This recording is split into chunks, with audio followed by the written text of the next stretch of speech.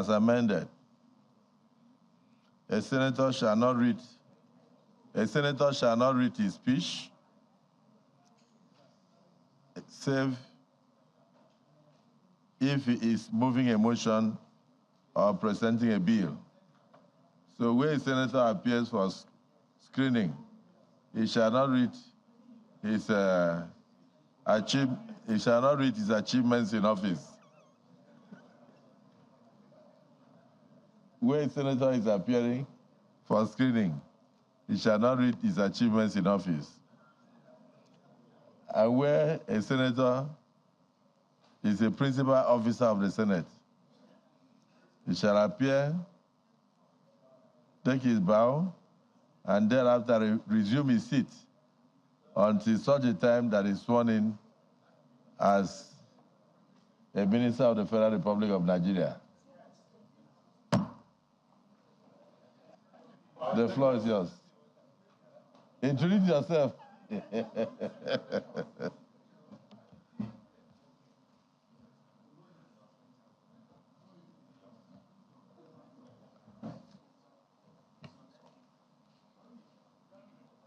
Your Excellency,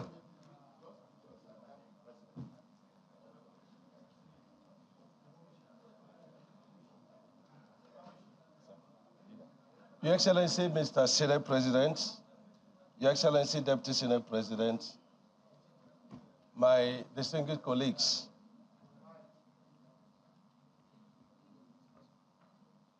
let me first, with deep gratitude to God for the journey of my life, thank Mr. President for nominating me as one of the nominees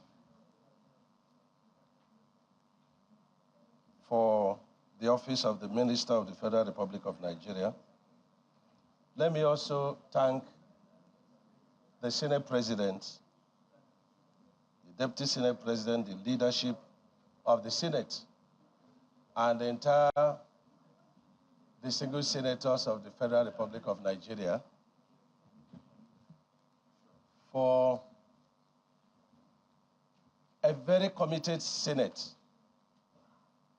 a Senate that is giving and committed to the welfare of the country, the welfare of the people, the unity of the country. And Mr. Senate President, let me thank you very highly for a very united Senate under you. In this Senate, the number of months I've spent, you have not allowed anything like partisan politics to take place. And that shows that you're divine. And I'm happy that God gave me the opportunity to be part of making of this peaceful leadership of the Senate. It's a privilege, and I want to thank you. Unless Mr. President rules otherwise, to introduce myself, I'm Engineer Wednesday David Umahi, CON, Fellow of the Society of Nigeria of Engineers, Fellow of Technologists in Engineering. I don't know whether the rules permit me to say where I'm from, Mr. President. Okay, I'm from Umahi, in Ohosra local government area of Ebonyi State. I'm a senator representing Ebonyi South Senatorial Zone, and by the privilege of our senators, the deputy leader of this Senate. I was party chairman from 2007 to 2008, caretaker chairman, and elected party chairman from 2008 to 2011, deputy governor from 2011 to 2015, governor, APC, governor from 2015. From 2007 to 2008, caretaker chairman, and elected partyman from 2008 to 2011, Deputy Governor from 2011 to 2015, Governor, APC, Governor from 2015, 2019, 2023. I attended Umunaga Primary School 1997 to 1977 and Ishago High School from 1978, and I left in 1979 to Government College, Afibo, where I finished in 1982. Then I went to the first technological university in Nigeria. That was Anambra State University of Science and Technology from 1982 to 1987. I'm a civil engineer by profession and by training, and a structural engineer. I did my NYSC with Saipan SPA in Benin City, and I was heading the category protection unit in the 2.8 billion Escravos to Ebin gas pipeline. I'm a Christian. I have a wife, Chief Mrs. Richard Umahi. God blessed me with 7 children, 3 men and 4 female. I love tennis and swimming. Mr. President, I had wanted, if you give me the opportunity, to read my profile.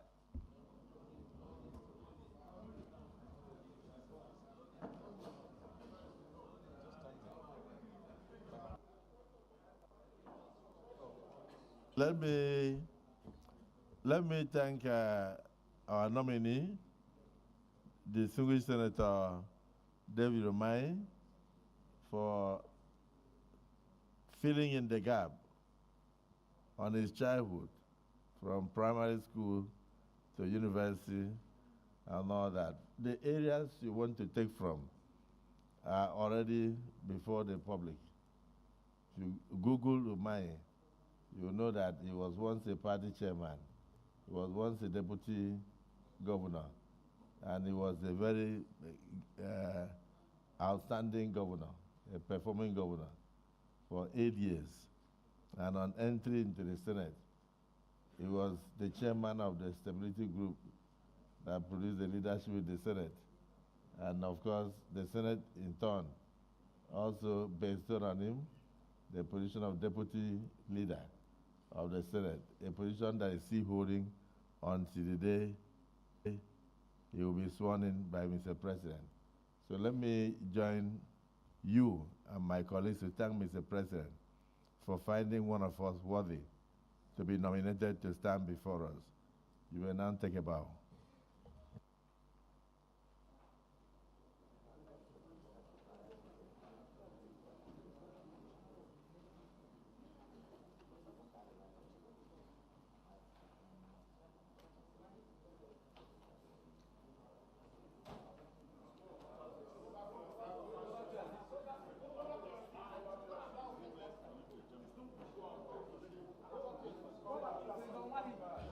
Next nominee. And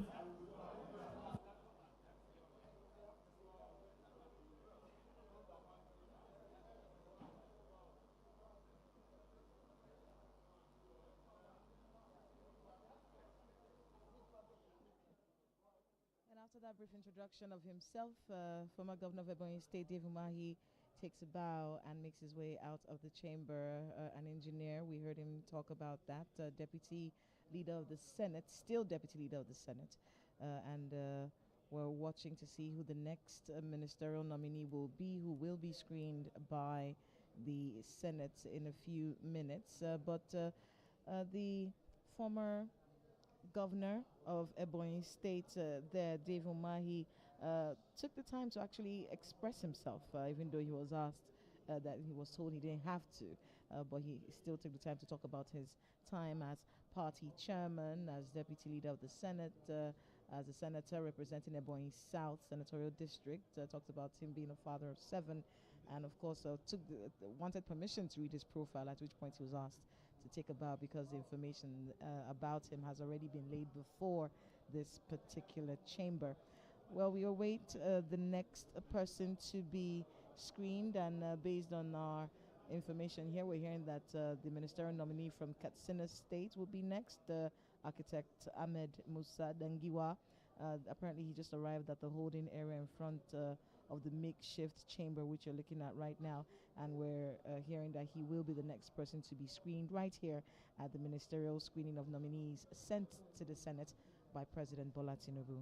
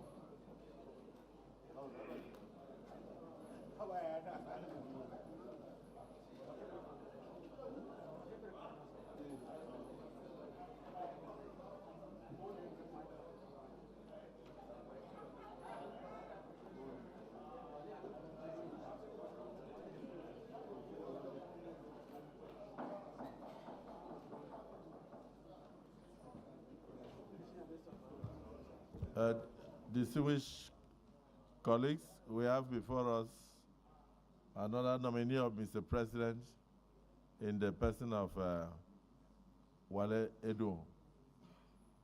You have the floor. A brief summary of yourself and your resume. Thank you. Good afternoon. The President of the Senate, Your Excellency, leaders of the Senate, distinguished senators, especially my own senators from Ogun State, ladies and gentlemen, may I say fellow Nigerians. I am Adebayo Wale Edun.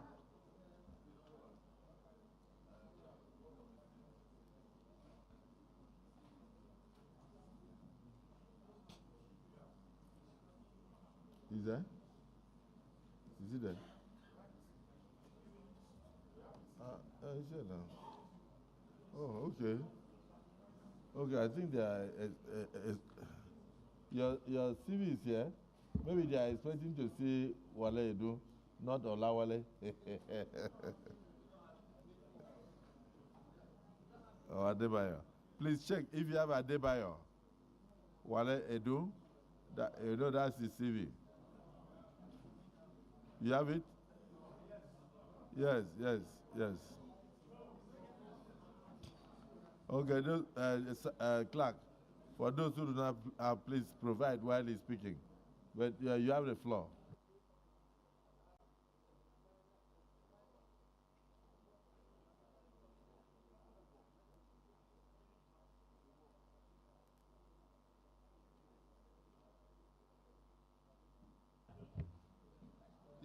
Thank you, Your Excellency. It is my great privilege to appear before you this afternoon to humbly seek your confirmation to enable me answer the call of our President, His Excellency President Bola Ahmed Tinubu, and offer my service to our beloved nation. I am from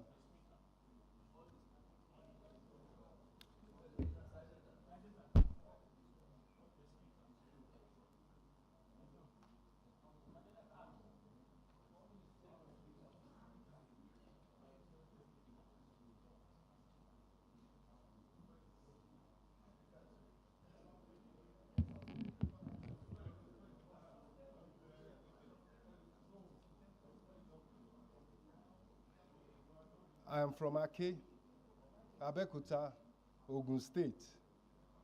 My mother was from the Majekodunmi family of Ake. And on my father's side, I traced my lineage from the Honorable Adegboyega Edun, who was Secretary to the Egba United government under colonial rule.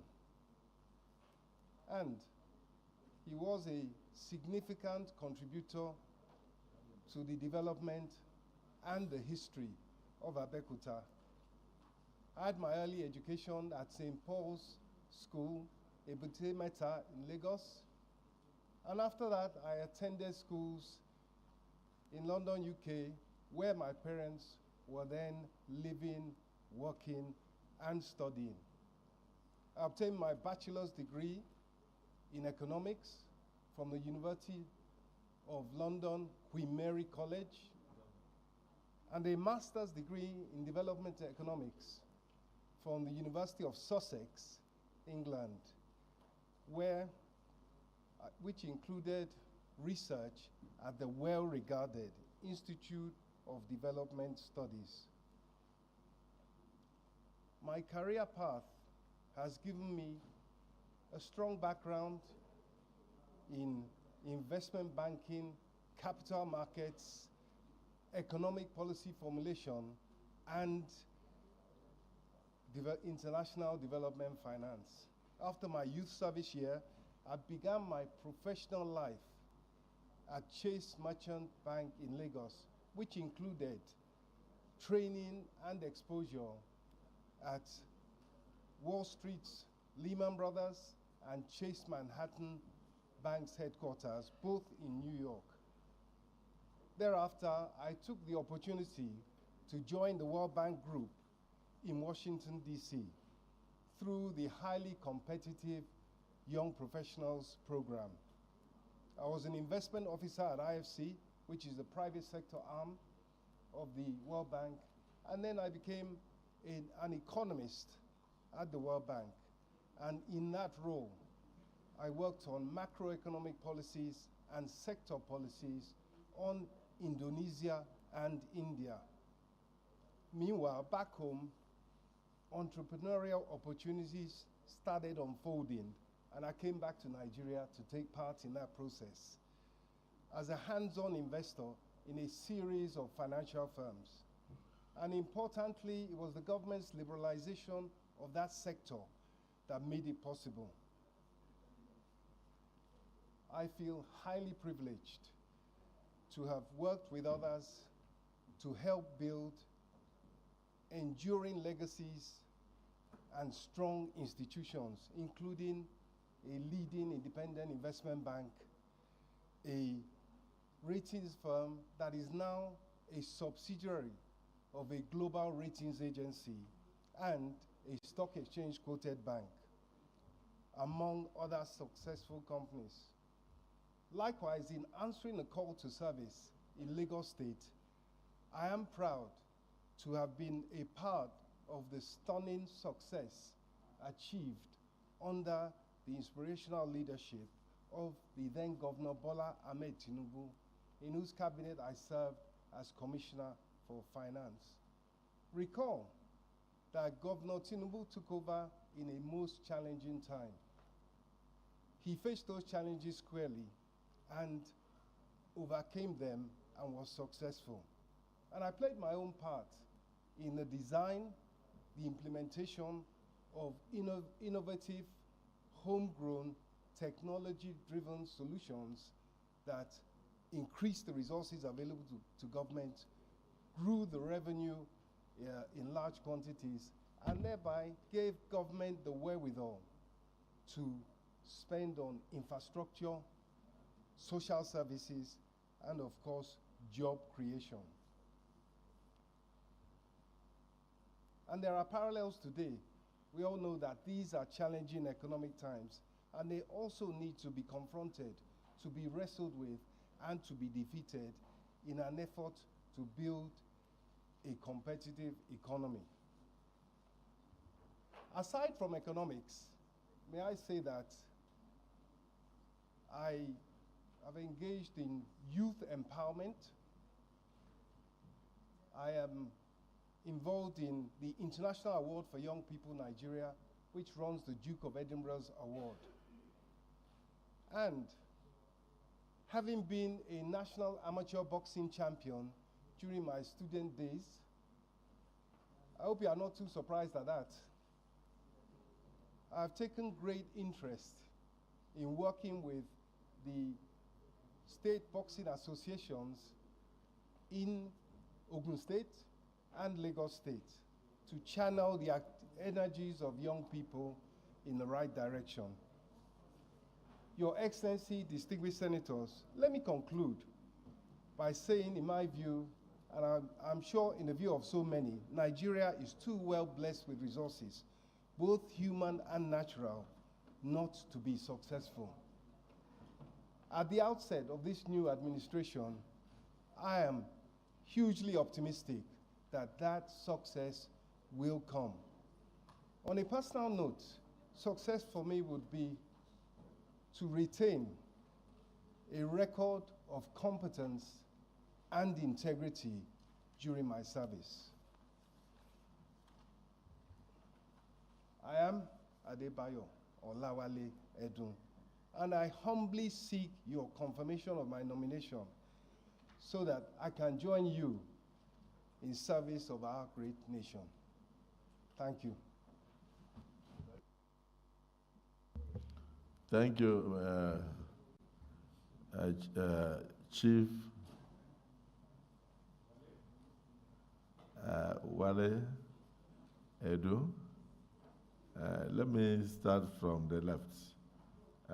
Senator Warada, are you there?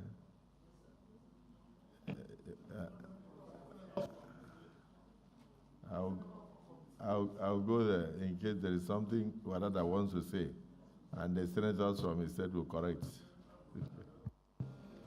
Thank you very much, Mr. President. I remain Senator Wadada Aliyu from Nasarawa State, Nasarawa West Senatorial District, distinguished colleagues. Mr. Nominee, your resume speaks for you. And of course, it is an open secret that previous governments and the present government particularly is committed to managing our foreign exchange.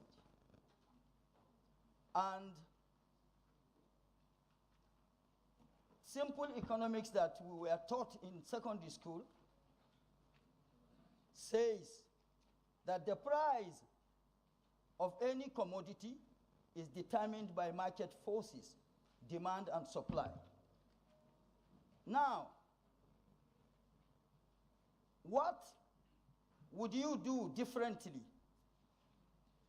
Here, demand and supply, for us to supply, we must have what to supply. And the real sector in Nigeria is in comatose. What would you do differently to either see to the resuscitation of the real sector so that the polity will be productive and we will have what to supply so that we earn foreign exchange and beef up our foreign reserve?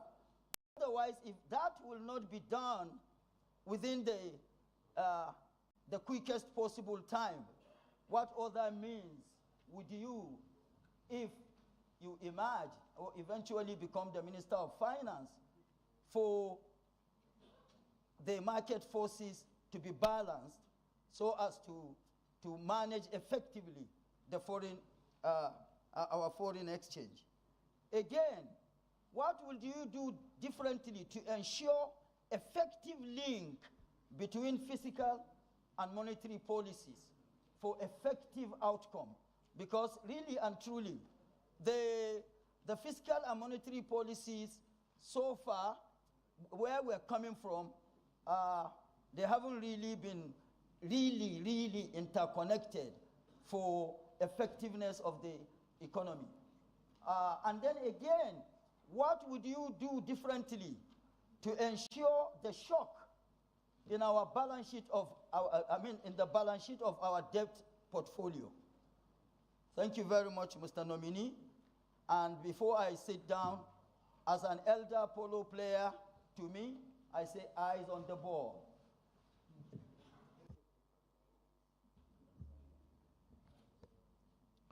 Distinguished Senator Ademiloko.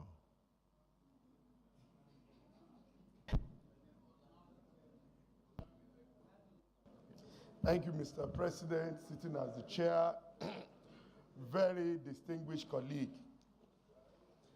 I quite agree with my colleague who fired the first salvo to ask questions. And because of the pedigree of the man standing before us this afternoon, who has been involved in so many achievements that Lagos as a state has recorded thus far, I strongly believe coming to the center stage is another great opportunity to showcase what is capable of doing in trying in assisting the current economic woes of our great country, Nigeria.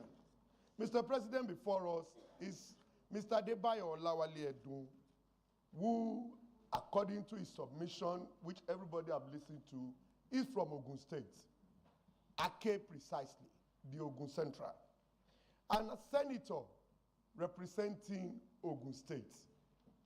And on behalf of the three of us, we are presenting to you a man who is not only committed, but who is dedicated to his job, and who has proven this over the years. Currently, is working with the present government as special advisor on monetary policies. And within the shortest time of assumption of this administration, the major economic reforms that have been proposed thus far, which we believe in the long term will yield the desired fruit, which we all as a Nigeria are expecting. I strongly believe that this man will do all within his capacity to assist this present government to turn around the fortune of this country from the economic angle. And we in Ogun State strongly believe that this is one of our best. And we are presenting to this Senate that we're in total support of his nomination and further confirmation by this Senate. And we seek the understanding of our colleagues to please join to support Mr. Adebayo Wale Edun as a minister of the Federal Republic of Nigeria. I so submit, distinguished colleague. Thank you.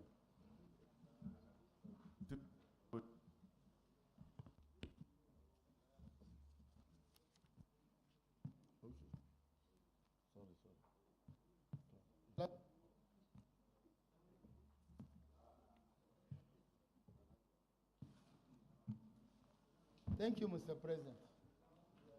I am Mohammed Dangiwa Mogoje, representing Gombe Central, Gombe State.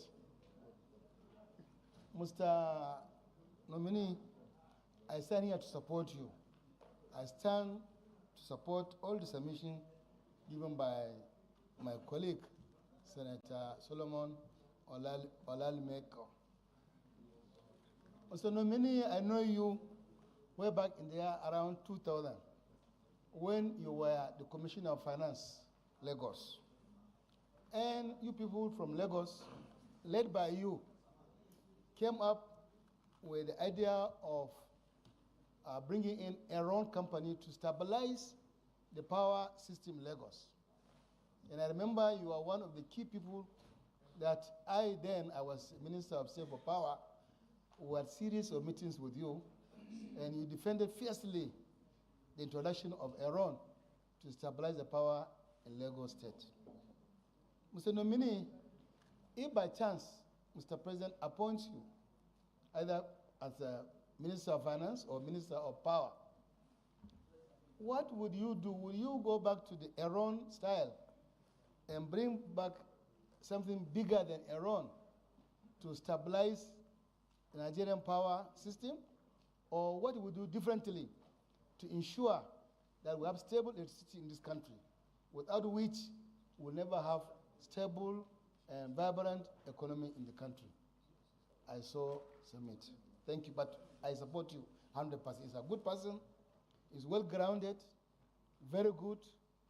My series of meetings with him were so impressive that when I saw his name, I was very much impressed. I know that he will do wonders to this administration. Thank you.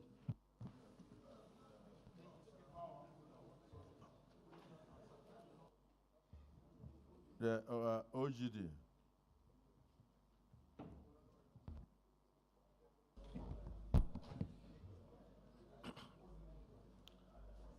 Thank you, our Senate President, very distinguished senators.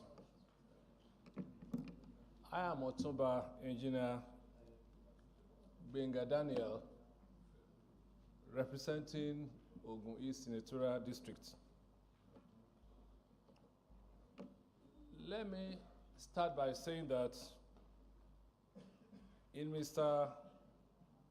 Wale Edun, for us it's a good day because in him we have somebody in whom we are very, very pleased. I don't want to waste time because my colleague, Senator Adeola, has said so much. All I just want to add is that Mr. Wale Edun have been a professional of no misstanding in the last 35 or 40 years since I've known him.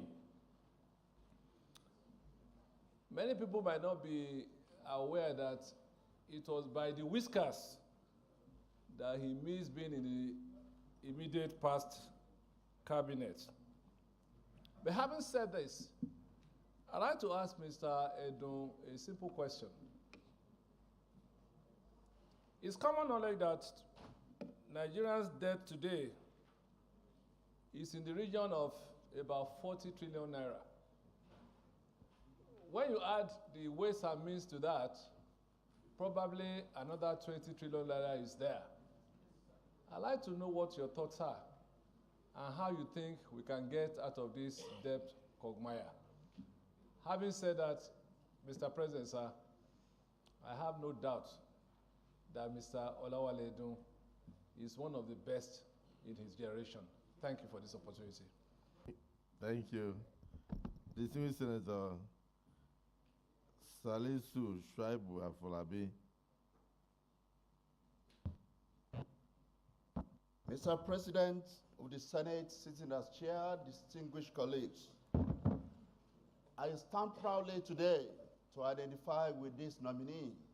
He is my constituent from Ogun Central Senatorial District, the Senatorial District renowned for its excellence and patriotic favor. My name is Shoaib Afolabi Salisu, representing Ogun Central. Mr. President of the Senate, distinguished colleagues, at a point in our history like now, we require a man like Wale Edun. If some of you were aware of the transformation of Lagos from a state that was making a paltry sum of 600 million naira internally generated revenue in 1999 to billions of naira in the first term of Bola Tinubu as governor, and today is in tens of billions of naira. If you are looking for the man who made that happen, you have the privilege of seeing him here today. Is Wale Edun. This man deployed technology to connect all the 38 tax stations in Lagos State, ensuring that the revenues of Lagos were being monitored as they happened. He blocked all the leakages. He streamlined the procurement process, ensuring that the resources of Lagos were utilized. It was when he was Commissioner for Finance that the funds of Lagos State were seized by the then federal government.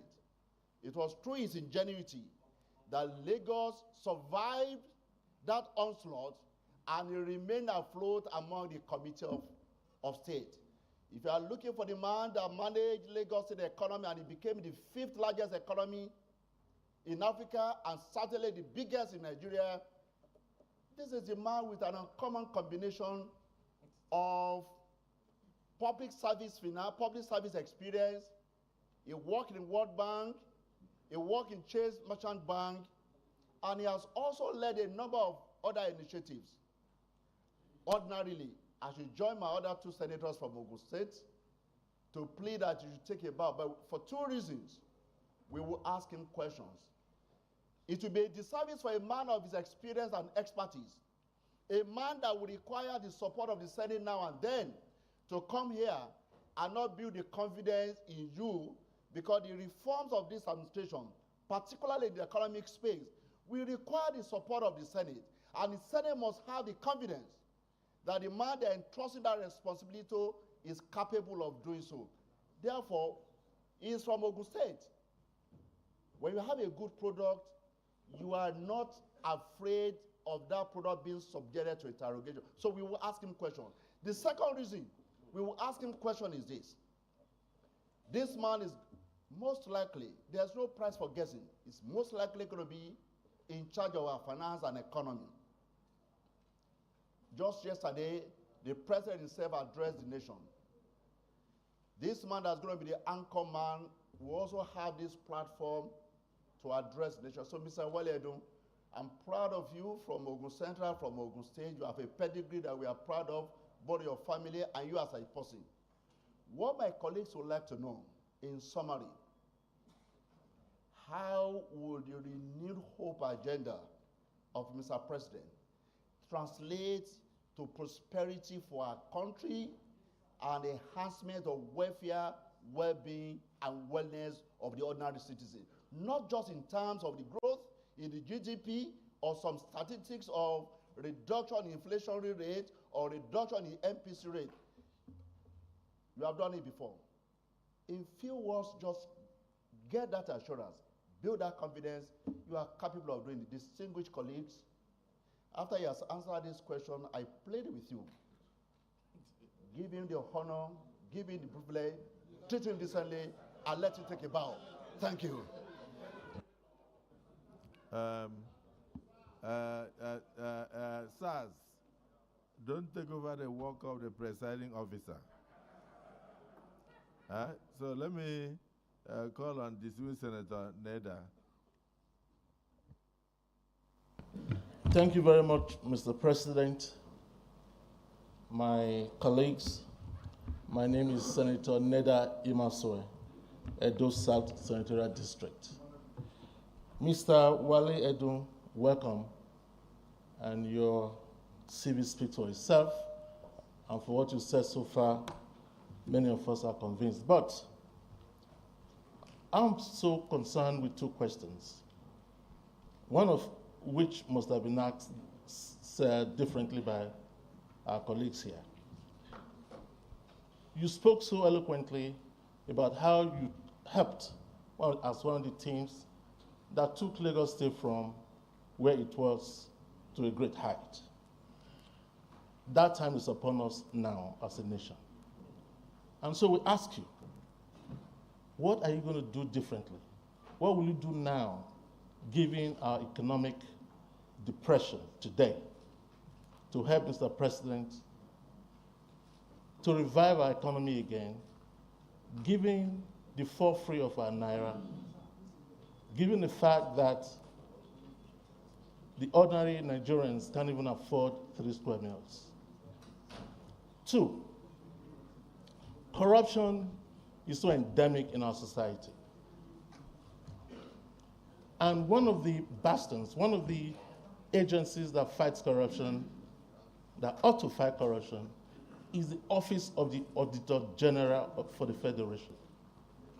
As you may know, the audit bill has not been signed. Be that as it may, you're also aware maybe that there's this tussle between that office and the Office of the Accountant General, and indeed the Office of the Minister of Finance. We believe, I believe, that that office needs independence for it to work properly. And so I ask, will you be in the forefront to fight to make sure that that office of the Auditor General will have the independence that it deserves so that it can ably fight corruption and reduce corruption in our country? Thank you.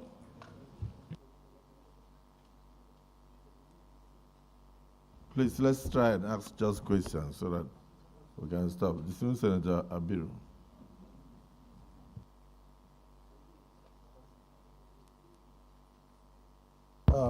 Thank you very much, Mr. President, sitting as the chair, and my colleagues. In fact, I'm highly elated for this opportunity because I must confess, the nominee before us is somebody that I know very well. So it will be very, very unfair if I don't make my own remarks here. And at the same time, I probably will also be sharing, I'll be asking him to share some thought with us. Number one, let me acknowledge that, number one, it was my senior in banking, so people like us grew up in banking to know him. And from his CV, you can attest that he's an accomplished banker. Equally, he was my predecessor as the former Commissioner of Finance in Lagos. As you are all aware, I was also a Commissioner of Finance, but years after he had passed through that particular corridor. And part of the major legacies that he left behind is part of what we rode on and continue to improve the lot of Lagos, and which is still continuing till today. So in Mr. Edun, I see a well-accomplished professional, but there is a part that people, my colleagues, so I join and I support everything my colleagues have said as well. But there's a part that I think has been conspicuously missing, which is the fact that he's equally a grassroots politician. I can attest to that. And I also must also attest to the fact that even in this current dispensation, this current administration, I've worked closely with him. So I support his nomination, just like everybody have done, but I also would like to ask him a question, or not necessarily a question, but I would like him to share some of the reforms that this current administration has embarked upon, because I happen to know that he's also a part and parcel of all the reforms that we are beginning to see. And specifically, I would like him to speak to the issues around the macroeconomic distortions that this current administration is trying to confront and improve upon. So, Mr. President, distinguished ladies, my distinguished colleagues, I support Mr. Edun's nomination, and I plead that we all support his nomination. Thank you, Mr. President, and my distinguished colleague. Just take a minute, since we are sitting together. You must have conferred on what you were going to ask. If you had missed something, I'll just add it so that I can come to the leadership.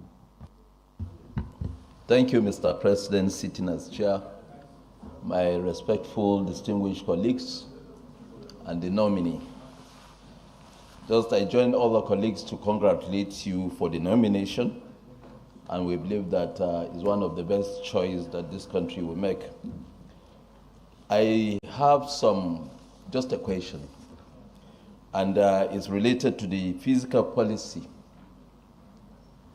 Government responsibility is to buy many months into the preceding year, into the coming year.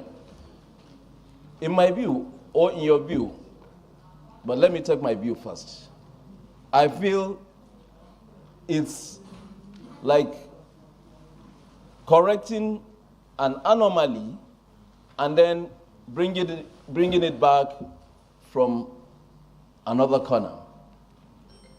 As a country, if you look at our budgetary system, compare vis-a-vis the revenue, the distribution, and the allocation of these resources, do you still think the budgetary system we are adopting at this moment is good for this country?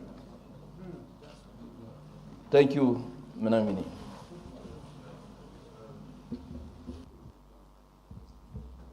The Deputy Senate President.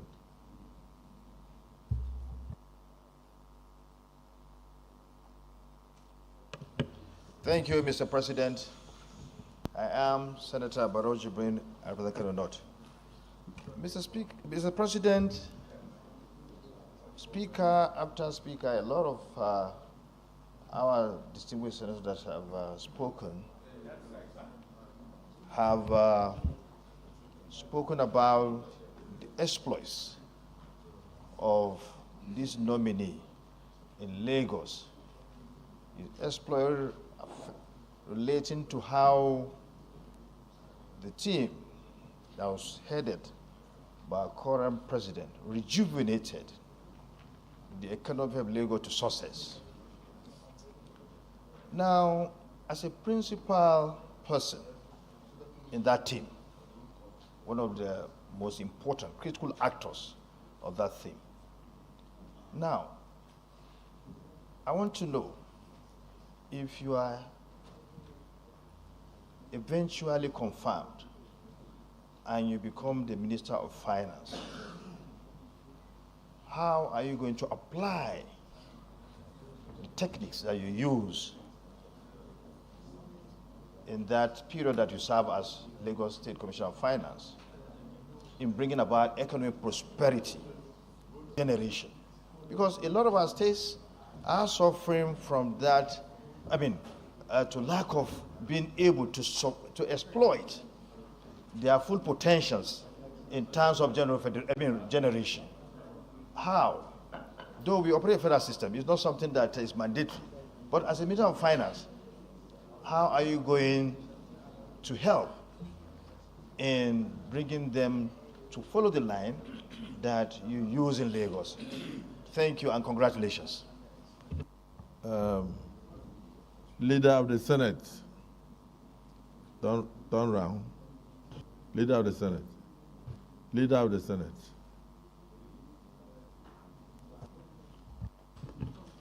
Mr. President, distinguished colleagues, I come under Order 8 sub 3 to move for an extension of time to enable this Senate conclude on all the items on our order paper for today. Thank you. Leader. Thank you, President. I rise to second the motion moved by the Leader of the Senate that the Senate should extend the time beyond 2 p.m. to continue with all other items on the order paper for today. I so second.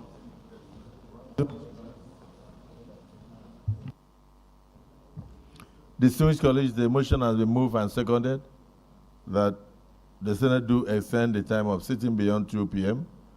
to enable us to conclude the business of the day.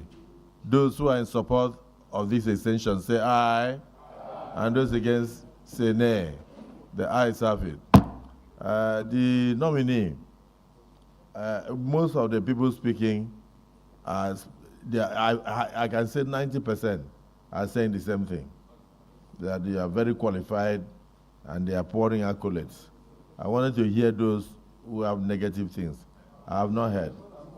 Okay, so in the absence of any negative thing, I would like you to proceed answers, which if you listen very well, you'll notice that all the questions dovetail into one. How are you going to do what you did in Lagos here so that Nigeria can benefit from you? But mine, I want you to also add, what is your opinion about separating the office of the Accountant General of the Federation and that of Accountant General of federal government? Because you have the consolidated revenue post. Money goes in there for the entirety of the federation, right? Then you also have the federal government account. So when we go to FAC, federal government gets its own share. So the federal government should have Accountant General of federal government of Nigeria, who will take care of the percentage that goes to the federal government of Nigeria. Then the entirety of the money that will go into the federation, the consolidated revenue account of the federation, to be shared to the federal government, the states, and local governments. We thought that should also be managed by the Accountant General of the Federation.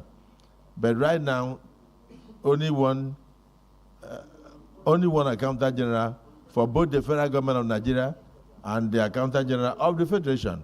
So there are times that we are now, sometimes the federal government tends to spend money that really should have been spent by the three-tier of governments. And so the result is that there is it's almost like a unitary expenditure framework. So what will be your view if you are given the portfolio of Minister of Finance? Will you want to have that kind of separation? Because these allo chambers will be very glad to help you in Minis. Your Excellency, the President of the Senate, distinguished senators, first of all, let me thank so many of the senators that have spoken today for their kind words regarding my own acceptability and suitability. It places a heavy burden of responsibility, but it is a responsibility I will not shirk. It's a challenge I will not back down from. And it's, if given the opportunity, I will do my best to ensure that it is not wasted. Your Excellency, I would like to start where you ended. And I think consistency is very important. In the days when I was in public service at the sub-national level, I did, under our president, then Governor of Lagos, advocate that there should be a separation between the Accountant General of the Federation and the Accountant General of the federal government. I would like to reserve the right to review and reaffirm that the situation still remains what it was then, which led to that position being taken. However, I will say this. When we see the kind of difficulty that leads to reconciliation upon reconciliation and disagreement between the fiscal division of resources between the federals and the state, definitely there is need for more resources to ensure that the financial relationship between the federal and states and local governments is kept up to date and constitutional. Having said that, may I now go back to what was a plethora of questions regarding the economy. I do not want to take your time, your distinguished senators. Senator Abiru, my very good friend, had indicated that it would be useful to say where we are in terms of economic reform, given that Mr. President has been in office for 2 months, and in that period, I think you will agree with me, he has done a lot. But let me first of all summarize. Much has been said about what happened in Lagos regarding its economic and financial turnaround. In sum, there were 4 things. First of all, there was a commitment to technology. Technology was unsparingly and ruthlessly and robustly used to help increase revenue generation by blocking loopholes and increasing efficiency. Secondly, and in the same way, there was total computerizations of the operations of government. In effect, that was civil service reform by another name. Thirdly, there was reliance on the private sector and private investment to drive the economy. And fourth, there was efficient use of the financial markets. Lagos was put in a position financially in terms of its records where he could access the domestic financial markets for long-term financing. That, in a nutshell, what was done in Lagos, and clearly much of it is repeatable at the federal level. As regards the state of the economy, let us remember where we have come from. In 1990, the wealth, the income per capita, the GDP per capita of Nigeria was higher than that of China. As recently as 1990, today, Chinese per capita income is $13,000 nearly. Nigeria's is just over $2,000. So you can see the gap that has opened up. And the reason why was that production growth was stalled by insecurity, by inflation, and by wasteful government expenditure to a large extent. However, in the last 2 months, there really has been a turnaround in the Nigerian economy, which is room for tremendous optimism. The senator from Ogun, Otumba Benga Daniel, talked about debt. When you look at what has happened with revenue, it is like having a bucket with a hole in it and pouring water in it. The minute you block the hole, the revenue piles up. I'm sure your state governors will tell you that their fiscal situation has turned around, and same with the federal government. It's not quite a question of having so much money that is a question of how do we spend it. But I assure you, there will be a continuous improvement in the fiscal situation at the federal and the state level, and that takes care of the debt situation. Owing is not a bad thing, as long as you have the revenue to service. And it was and is the commitment of President Bola Ahmed Tinubu to curtail spending, to curtail inefficiencies, and also to stay within the law in terms of borrowing to finance government operations. The subsidy removal and the exchange rate elimination of multiple windows has left us in a very strong position to go forward. However, and it is the concern that Mr. President has been raising, in the time between the several months that it takes for the benefits of economic reform to come through, there is pain. There's substantial economic pain.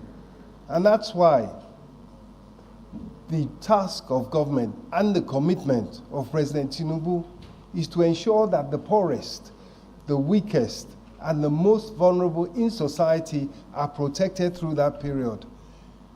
And distinguished senators, it is not just a job for the federal government. The states have their role to play. The corporate sector has its role to play. Individuals have their role to play. The economy has been turned around and put on a positive path by the bold and courageous monetary and fiscal measures of President Bola Ahmed Tinubu. And what remains is for us to do all we can to support this process so that we stay the course and move this country to the level of a prosperous nation, which is where it rightfully belongs and the people of Nigeria deserve to be. Thank you.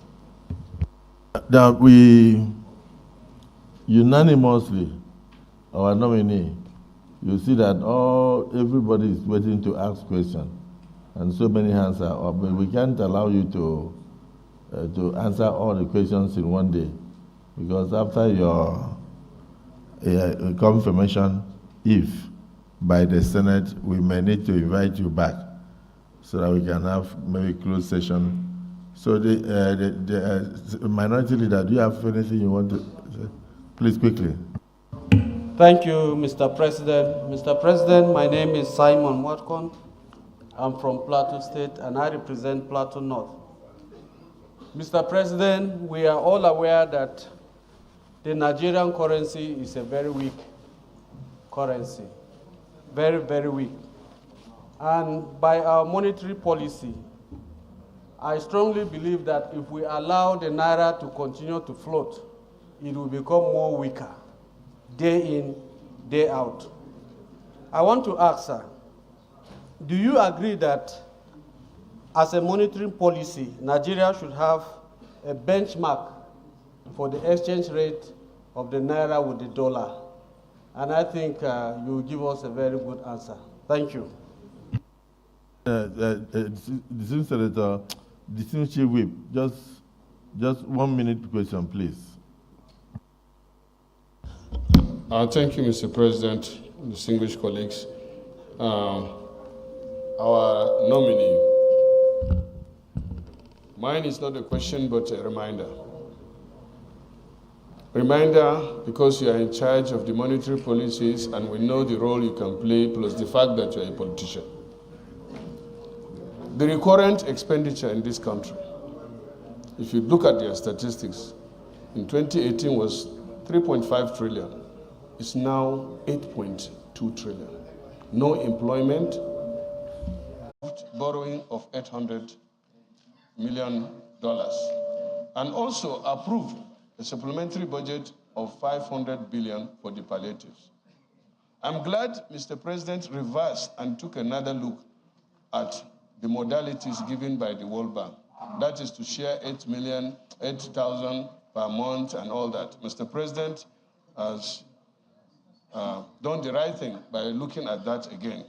And also, you know that our foreign reserve, for the first time again, is going into negative. I don't know the specific amount, but we are in negative. And also, the exchange rate, as it is now, is 867 or so, and it's moving on. And you know, with our current situation, the more the foreign exchange moves up, the more the prices of the product will. You are a politician, and you are an expert. And for me, personally, my expectation is so high. Just a reminder. Lastly, when people get opportunity like this, we that have so much expectation, and suddenly they change into something else. They close their doors. They don't want to listen to the representative of the people. They don't want to get ideas, and they say they are experts. And nothing is working under the experts. We have that experience. Please, please, the expectation is high on you and this government. When you get there, your doors should be open, and you should listen, and also take measures, immediate one, on this exchange rate, and then the palliatives that the government is planning. We should see it. Lastly, sir, please don't share this money. Let it be shared among the people. I mean, the savings. We have 1 trillion. If we are to share it, let's calculate Nigerians or divide it by 774 local government and let it get down. Not to share it among some people that will also go and mismanage it again. That's my advice. Distinguished Senate Leader. Well, Mr. President, very distinguished colleagues, so much has been said, and I believe there is a reason for such. One, it is generally suspected that Mr. Wale Edun might be heading a very sensitive ministry. So I can understand. His background also attests to the fact that the seriousness of an assignment that might be given to him is such that as elected representatives of the people, we should be concerned. Mine, Mr. President, is to make a very short comment and to ask only one question. My comment will have to do also with the fact that Mr. Wale Edun is well and favorably known to me. I was also privileged to have served in the same cabinet with him under His Excellency Asiwaju Bola Ahmed Tinubu as governor of Lagos State, where I was privileged to have served the government and people of Lagos State for 11.5 years under 2 governors. What I want to attest to on my own part is his strength of character and the fact that he's a motivator. I recall with a very high sense of nostalgia how Mr. Wale Edun will motivate and energize other members of cabinet in very difficult situations, and how he believed sincerely that there was a solution to every challenge, to every problem. And I think having someone like him in the cabinet of the Federal Republic of Nigeria at a time like this will be a major plus for our country. Number 2, I also want to attest to the fact that he's one person who can stand his ground. He was not a yes man in that cabinet. And he was somebody who saw his service in public service only as a temporary thing. At every point, he carried himself like a professional. And he always believed he had an alternative address. So he wasn't somebody who would just take anything. Why am I saying this? It's because where we are right now, we need a minister in charge of our finance who will be able to stand his ground. Mr. President, distinguished colleagues, part of the problem of our economy in the last decade was that we had ministers of finance who were not able to stand their ground to draw a line of demarcation between monetary policies and fiscal policies. Regardless of how a governor of central bank is, the minister of finance is the #1 person in charge of the economy. And he must be able to stand his ground. He must be able to insist on a line of demarcation being drawn between monetary policy and fiscal policy. Not a situation where the central bank will intervene in everything and you will not even know where the mandate of the central bank starts and where it ends. So, if I will ask him any question today, my question would be, Mr. Wale Edun, in the event, by the grace of God, that you are screened and confirmed by this Senate, and in the event that you are posted by Mr. President to the Ministry of Finance, how would you ensure that our fiscal policies are clearly demarcated from our monetary policies so that we don't continue to have this challenge in our economy? Thank you, Mr. President. Finally, let us listen to our Senate President Emeritus, distinguished Senator Ahmed Lawan. Thank you very much, Mr. President. Sitting as chair, distinguished colleagues, I'm Ahmed Ibrahim Lawan, I represent Yobe North. Mr. Nominee, Mr. Wale Edun, congratulations for the nomination. And your name and reputation precedes you. I've never met you physically, but I've heard your name so many times over the years as someone who makes positive difference anytime you are given an assignment. Distinguished colleagues, you will recall that we have passed the amendment to the supplementary budget for $500 billion, approved $800 million, and of course recently a saving of about 1 trillion naira was made by the federal government. And the idea is to give money, maybe share money 8,000 to some of our citizens who are so disadvantaged.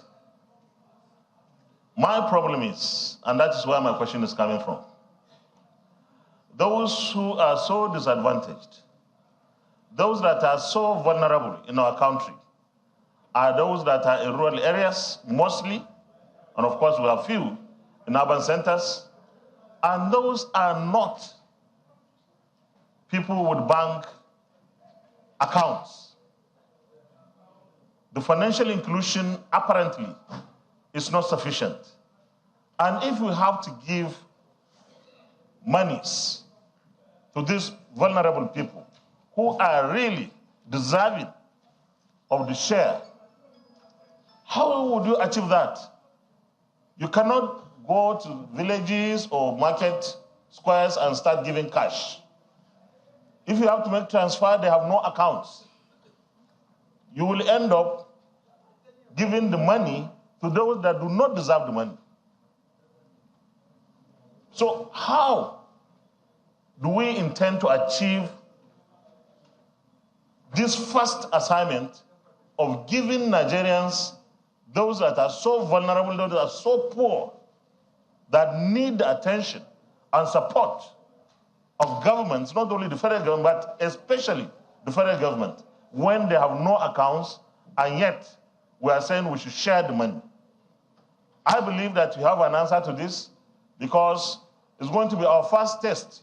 We have to get this distribution properly done, because Nigerians need this, almost everyone. But there are those that need it most, and those that need it most have no bank accounts. So I want you specifically to respond to this, because it's something that we should address, and address very soon before we start distributing the money.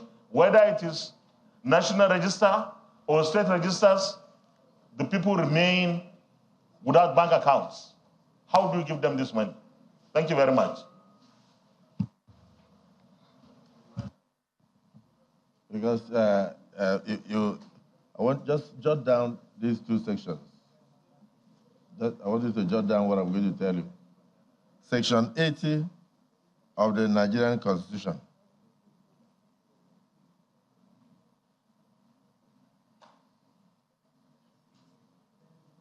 Section 83 says, no monies shall be withdrawn from any public fund of the Federation other than the Consolidated Revenue Fund of the Federation, unless the issue of those monies has been authorized by an act of the National Assembly. You got it? Section 80 sub 4 says, no money shall be withdrawn from the Consolidated Revenue Fund or any other public fund of the Federation, except in the manner prescribed by the National Assembly. You got it?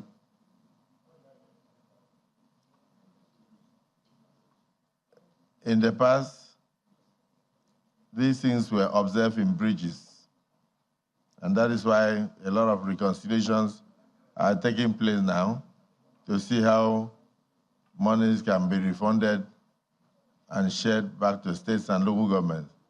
So God giving you the opportunity, we just want you to comply with the constitutional provisions. And you can commit to this chamber that if so granted the privilege, that you will do so. Then Senator Goje also said that his question that touched on power was not well answered. It will look as if you are answering all the questions that pertain to government. It's because of the confidence that this chamber seems to repose in you, and that also reflects the feelings of Nigerians that you are coming to make a difference. So you can answer all now, and thereafter you take a bow.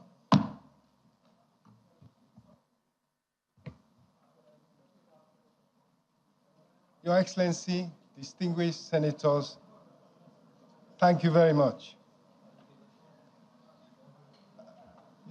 Senator Goje beat me to it. I was noting that that question on power was one that I had not addressed.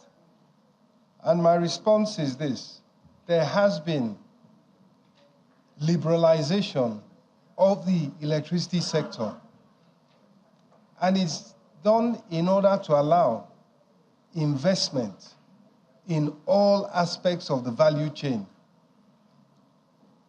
And I think it is that liberalization that will unleash investment in the sector, expertise in the sector, and decentralization of the once very, very monolithic, I would say, the once very monolithic power sector. So His Excellency beat me to it, but I was going to come back and reply you that we should look to the new dispensation in the electricity sector to bring the solutions that we seek. May I try and maybe respect a protocol by moving to the question of His Excellency, the former President of the Senate, who talked very, very emotionally, I might even say, about this issue of giving direct payments to poor people. Distinguished Senator, India would achieve what we are trying to achieve and what is giving us so much difficulty in a jiffy. A digital identity for virtually every man, woman, and child in India is what they have achieved, is what is recommended for us. It is what the telecoms companies that have visited Mr. President have promised to assist him with. Senator Abiru had mentioned that I am a member of the party right from the grassroots, and I've been so for decades. On that basis, I am loath to talk about the $800 million $800 million World Bank loan. It has proved so unpopular, has been spoken of in such derogatory terms that I think is not something that I would like to bring up or comment on at this stage, other than to say it's probably important to find a way not to throw the baby out with the bathwater. And Senator Lawan, I know that the provision and the conditions surrounding that financing by the World Bank is that every recipient should have a biometric verification. Otherwise, they would not be eligible for that funding. So it's a catch-22. Clearly, there's a register that does have biometric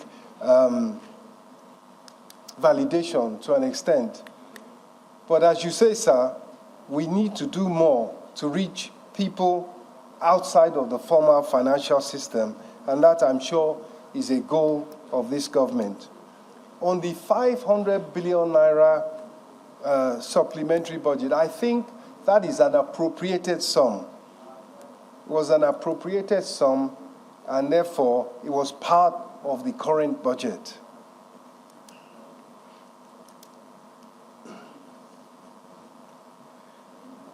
Foreign exchange, Senator from Plateau.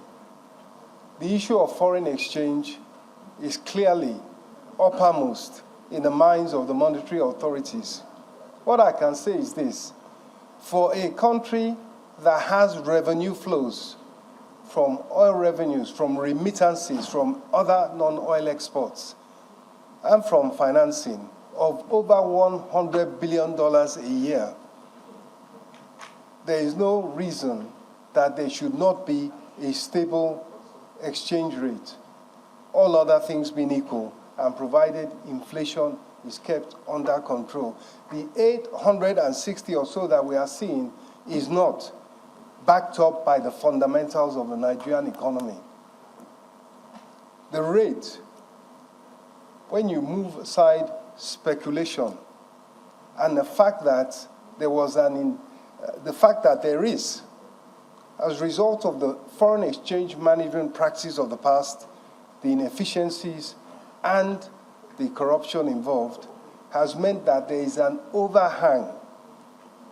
There is an overhang of unpaid dollar bills, and that is what is putting pressure on the exchange rate, and that is what night and day the monetary authorities and the monetary team of Mr. President is looking to resolve by raising revenue, by looking at other sources of investment funding, by attracting investment funds, equity funds, not debt, from those around the world interested in investing in the Nigerian economy.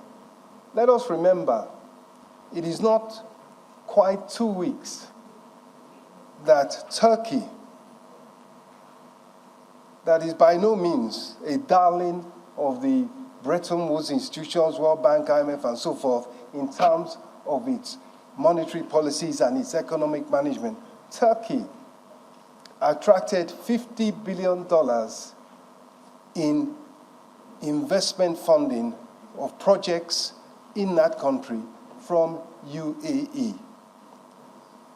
It is in such directions that the solution to the overhang, to the shortage of liquidity in the foreign exchange market is being sought. The whole gamut, including increases in oil production as a result of greater security. It is difficult to predict because the markets, the capital markets, take on a psychology of their own. But I would just like to warn that all the models are showing that the fundamental value of the Naira should be somewhere around 700. So therefore, a note of caution to the speculators. As liquidity flows in and the rate comes rapidly down, there's a chance that they could lose their shirts. It's just a warning.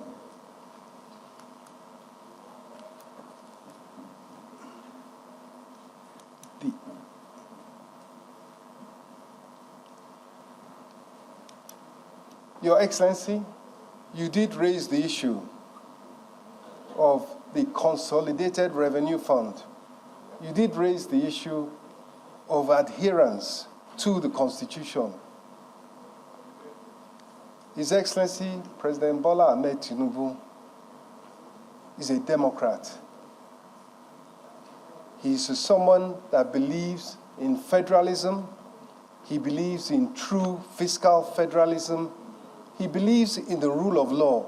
And so it is my belief that he would not countenance or knowingly spend or authorize to be spent funds that have not been duly appropriated by this august body and others who are so authorized to do. Thank you.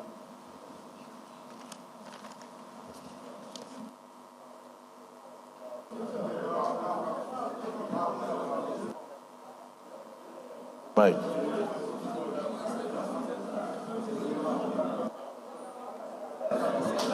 I can imagine that you can't wait to go. Take a bow. Thank you. On the other side, thank you for the elucidation on a lot of issues. The Senate Leader.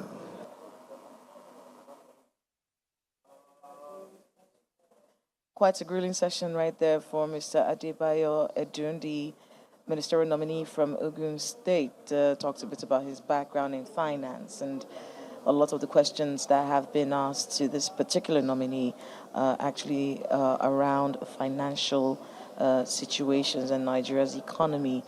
Quite a lot of work ahead for whoever will be nominated as Minister of Finance, and we heard a lot of the speakers at today's event allude to that particular fact. Quite a lot talked about in this particular session with the ministerial nominee from Ogun State, Mr. El-Rufai Edun, talking about a lot of issues that many Nigerians have needed clarity on, part of which is the debt of the country, which is a very important situation, and a lot of other financial situations being discussed right now. Issues like palliatives also being discussed, and how it will be shared equitably among the poorest of the poor, and how fairness will be ensured in this particular regard. And with that, we come to the end of the grilling session by the Senate on Mr. El-Rufai Edun, making his way right now to the podium for his own screening session is the former governor of Kaduna State, Mr. El-Rufai. And it's one of those screening sessions that a lot of people have been looking forward to. He's making his way right now to the podium after taking that bow to ensure that the screening begins in his regard.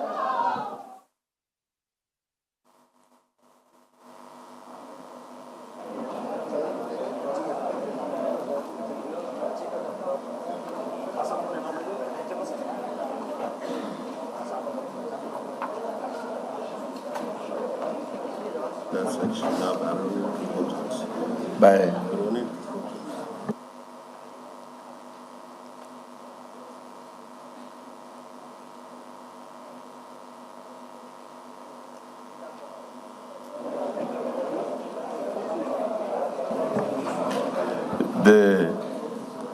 The nominee before us is well known to all of us.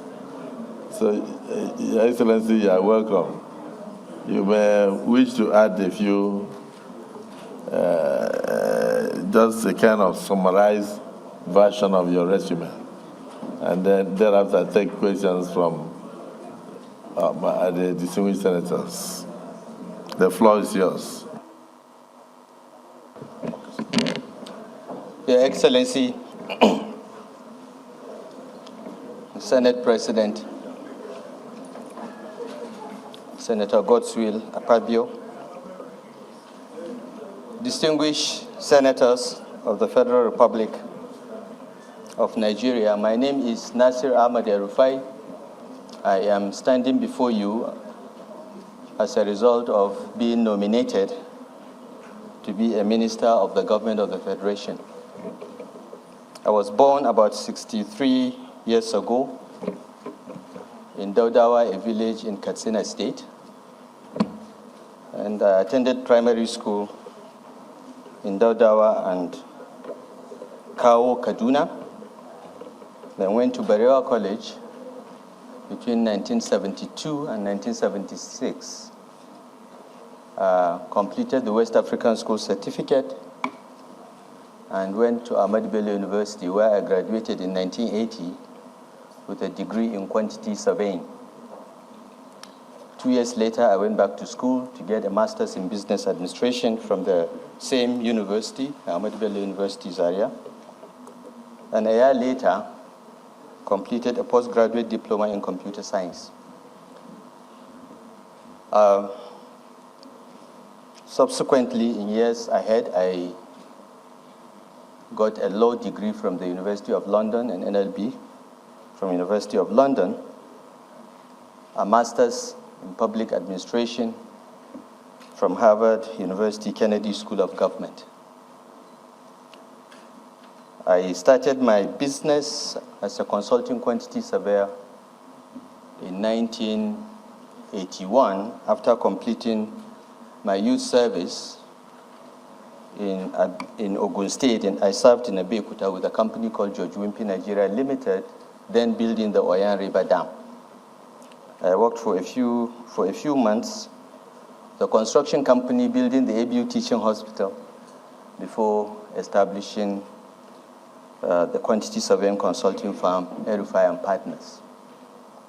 The firm still exists. It's one of the largest quantity surveying firms in the country. It's being run by my partners. I left the firm since 1998 when I was asked by General Abdul Salam Abubakar to be one of his policy advisors after the death of General Sani Abacha. During the handover to President-elect Obasanjo, the President-elect promised me that he would want to invite me to work with him when he takes over, and he did. I was appointed the Director General of the Bureau of Public Enterprises, where I was tasked to kickstart the federal government privatization program, which had been suspended since 1993. During that period, for the next 4 years from 1999, I was in charge of the program. And it was during this period that we privatized most of the banks, commercial banks, cement, sugar companies, vehicle assembly plants.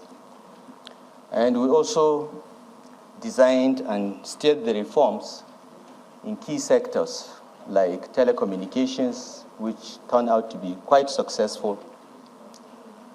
We also started reforms in the electricity supply industry and oil and gas. In fact, the first draft of what turned out to be the Petroleum Industry Act was drafted by the BPE when I was in charge. Some of the distinguished senators here were either in the House of Representatives or in the executive branch, like distinguished Senator Goje, who was Minister of State for Power. We all worked together to steer these reforms ahead. I was then appointed Minister of the Federal Capital Territory after confirmation by the Senate. So this is the second time I'm coming back to these distinguished chambers. The first time was 20 years ago, in 2003, when I was confirmed and appointed Minister of the Federal Capital Territory. I administered Abuja for 4 years, and thereafter I went back to school. That's when I acquired my law degree and my MPA from Kennedy School of Government. I came back to Nigeria after a short period of exile in May 2010 and joined the CPC under the leadership of General Muhammadu Buhari. Eventually, the CPC, of course, merged with other parties to form the APC. And I'm proud to say that I'm one of the founding members of the APC. I'm one of the 37 first set of officers that signed and filled the INEC form that got the All Progressive Congress registered. And I've remained a member since then. In 2015, I was elected the governor of Kaduna State and re-elected in 2019. Your Excellencies, this is a short summary of my life, my education experience, private sector and public service career. Thank you, Mr. President.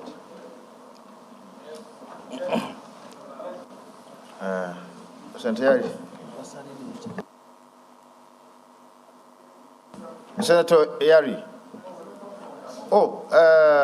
Okay, after you, then the Senator for Kaduna, 3 of them. Thank you very much, Mr. President. Abdulaziz Abubakar Yari, I represent good people of Zamfara West. Mr. President of the Senate, I'm from Zamfara State. My distinguished colleagues, nominee, I have just 3 questions. Number one, if you are confirmed by the Senate and eventually Mr. President see you deem fit to assign you in the energy sector of power, understanding the serious situation of our energy situation and the power situation in Nigeria, what do you intend to do to improve the generation and distribution line? Sometime in 2016-17,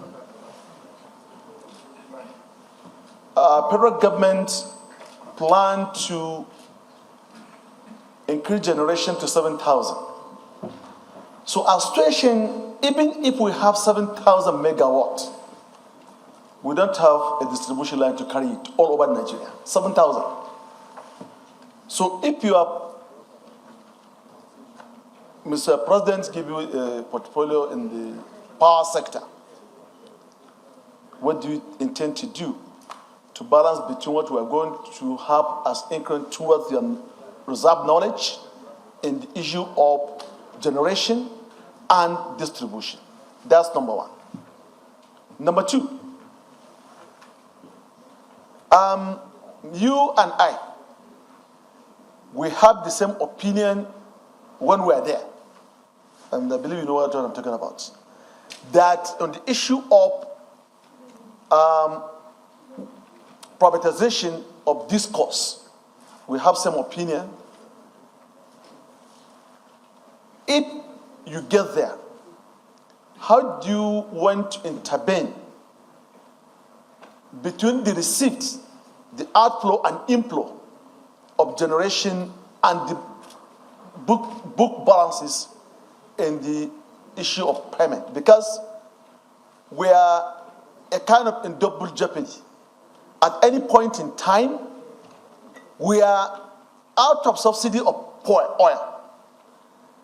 But I'm happy that I had sometime in January or February this year, the federal government back out in the issue of paying subsidy to energy.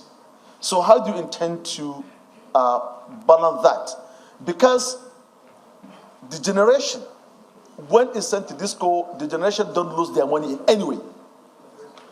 They go straight to get their funds from the guarantee given by the federal government instead of guarantee given by the discourse. That's number two. The last one, Mr. President, the nominee is still on the discourse. We knew that the global practice, water, power is not a social kind of program given just for free. But in Nigeria, reverse is the case. We are looking at it as a social services, which is not. So this discourse in place where I and you in those days, we have done a lot of work as a part of our responsibility in governance to improve the supply. But for them to take even a clerk who will be collecting funds for them to remit back to the generation, they are not doing it.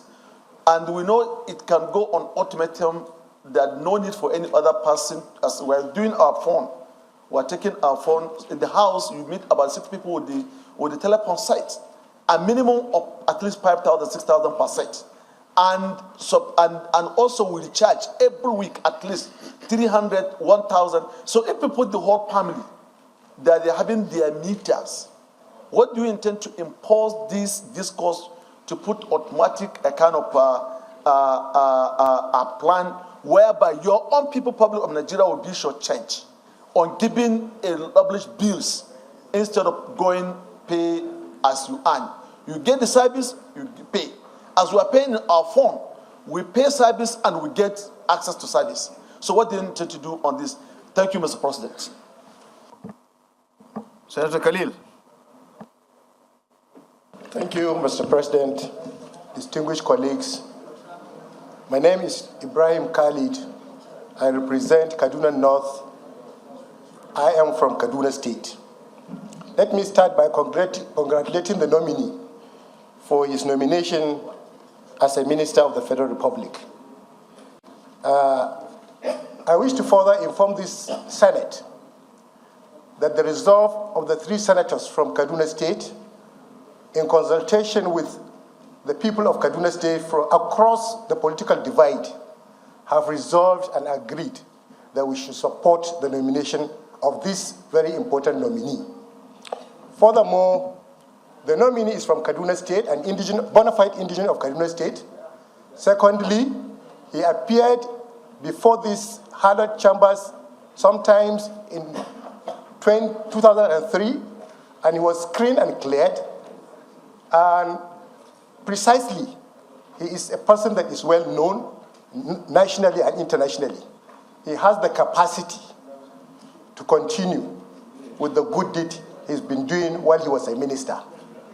In this regard, I want to urge the Senate to consider this, and also, based on the established precedents that was established yesterday, in respect of his colleagues, the 2 governors who came and appeared before us.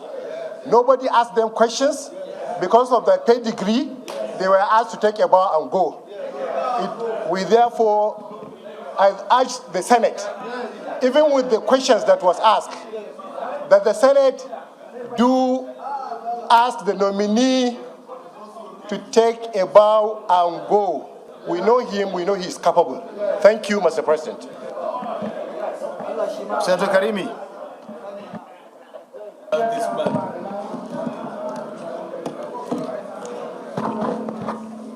Thank you, Mr. President. My name is Karimi Sunday. I represent Kogi West. My Excellency, Governor Nasir El-Rufai,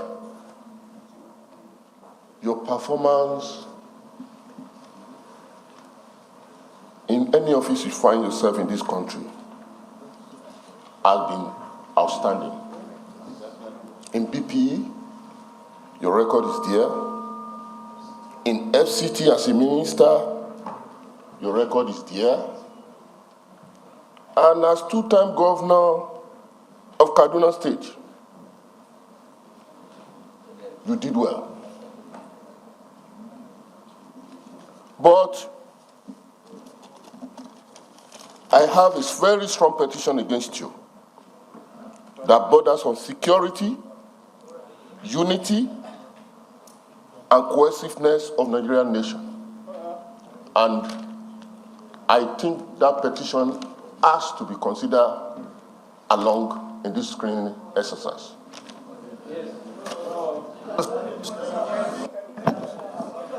Senator Sani Musa. Thank you, Mr. President, sitting as chair. My distinguished colleagues, my name is Mohammed Sani Musa, representing Niger East Senatorial District. Everybody here will attest to the credibility of the nominee when it comes to performance in every assignment he has undertaken for this country.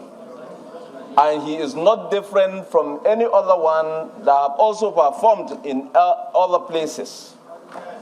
There were 2 governors that have been here for screening, and there was a precedent. And that precedent, as a convention in chambers like this, sustained. And as such, I want to propose that Nasir El-Rufai should take his bow and go. And then all other things can be determined when we come to the confirmation stage. Thank you, Mr. President.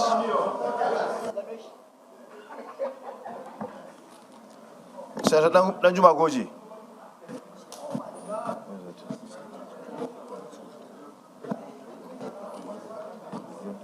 Okay. Thank you, Mr. President. As said by previous speakers, El-Rufai is well known to all of us, Nigerians, and in fact, to the international community. And as agreed by all of us, he has done very well in all the offices occupied, from DG BPE to FCT Minister and two-time Governor of Kaduna State. I had a question before, but given the President said by this Senate yesterday regarding the two other governors who were asked to take a bow and go, I want to join my colleagues to insist and to request that he should take a bow and go. Let us say. Yeah? Take a bow.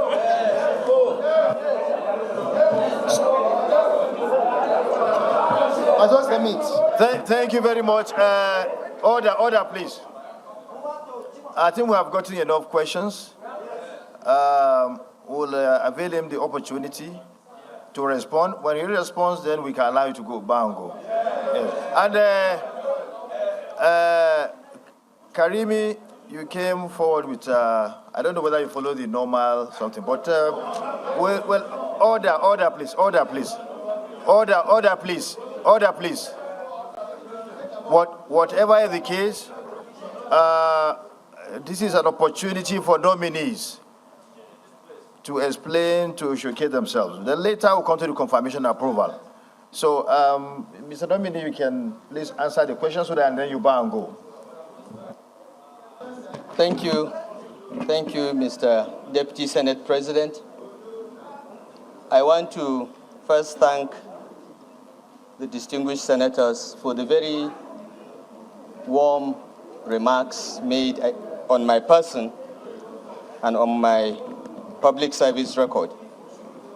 I want to convey my gratitude to the Senate for this recognition.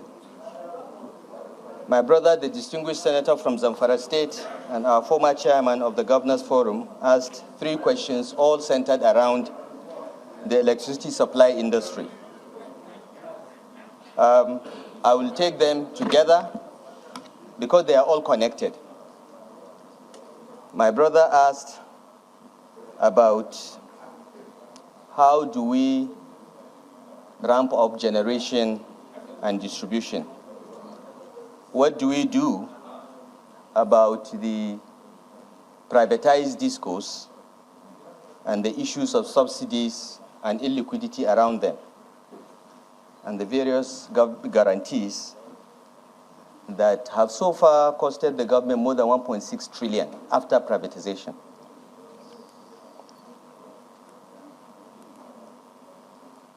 Your Excellencies, the electricity supply situation in Nigeria has defied every government for 60 years. It has defied every president. President Asiwaju Bola Ahmed Tinubu is committed to ensuring that Nigeria has stable and reliable electricity supply. Because without electricity, industrialization is a pipe dream. Without electricity, even agriculture today is not a viable proposition. So he's committed to that, and he has asked me to work with him to address these problems. And I will do my best to do so.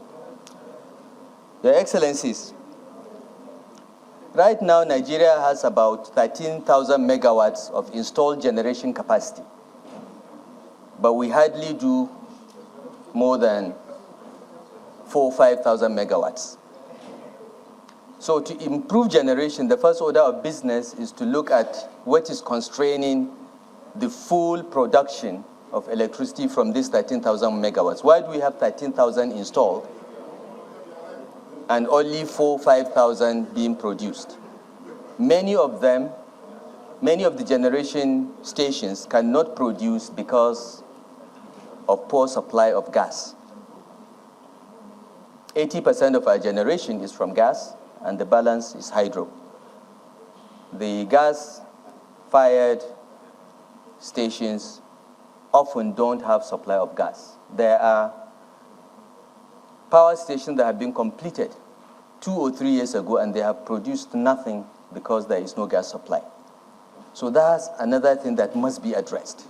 We must ensure that gas and power are together under one roof for this issue of gas supply, which has persisted for over 20 years, to be resolved. But Your Excellency, even if we are able to generate 13,000 megawatts today, our transmission infrastructure can only do 5,000, maybe 6,000 at best. So the second major constraint to electricity supply in Nigeria is the transmission infrastructure. We need to close the loop in our transmission system so that the 13 system collapses we had in 2022 are not repeated again in our history. And this can be done. There is money to expand the transmission infrastructure. We just need to organize ourselves, remove politics from transmission procurement, and focus on improving our transmission infrastructure. The third problem is distribution. In 2013, we privatized our distribution companies, 11 of them, 60% to the private sector, 40% to be held by government. The idea is that the 40% is supposed to be listed on the stock exchange so that every Nigerian will be a shareholder in these companies. But that has not happened. 10 years after privatization, the government is still, in one way or the other, subsidizing electricity.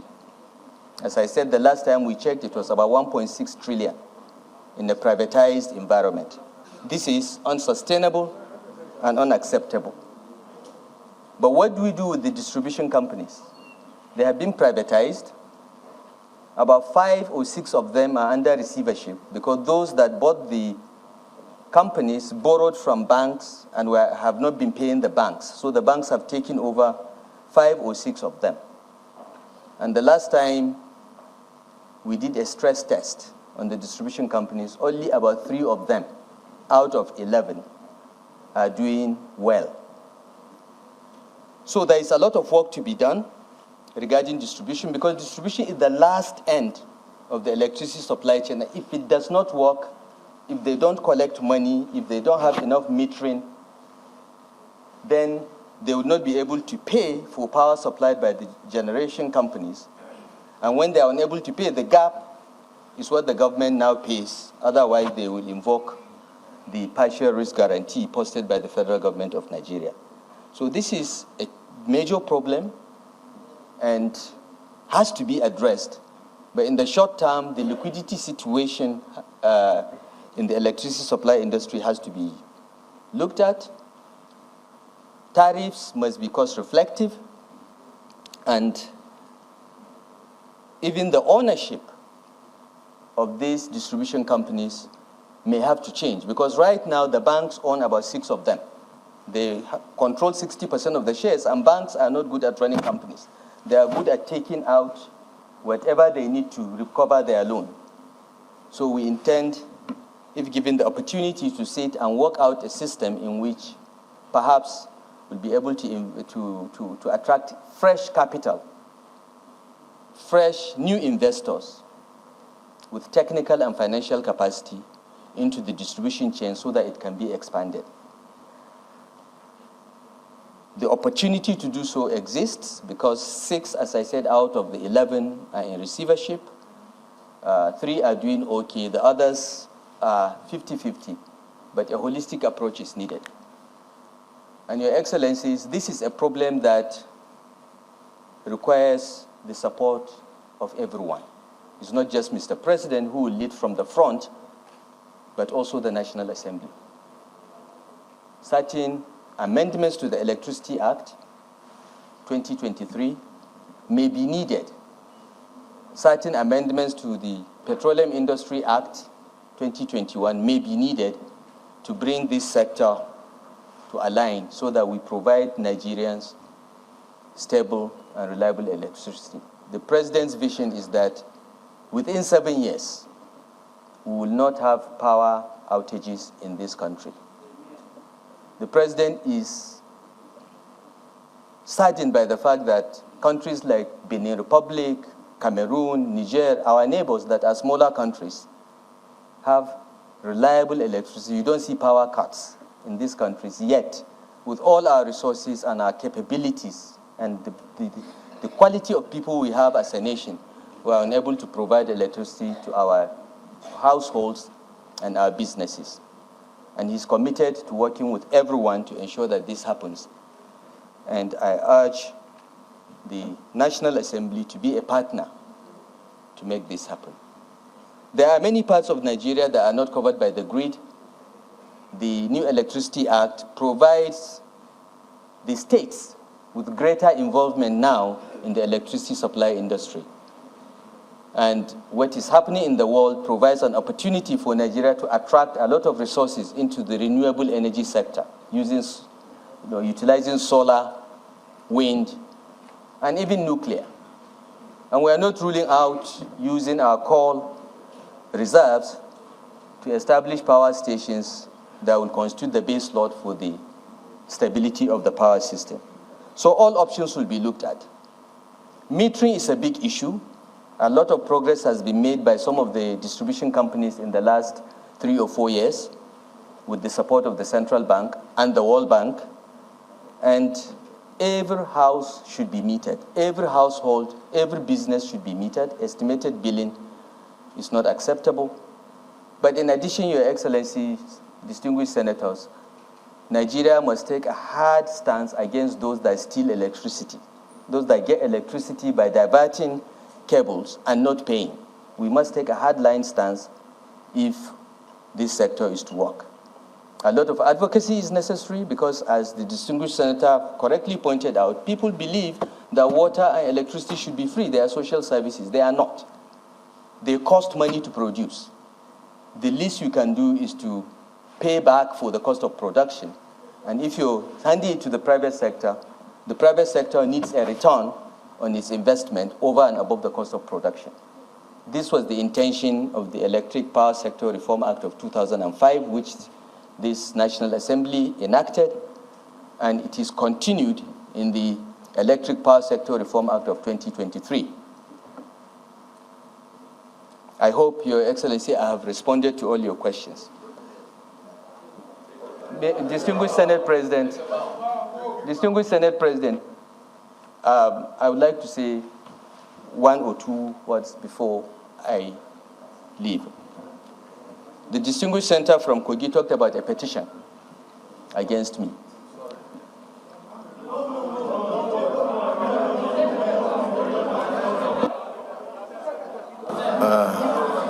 Distinguished colleagues,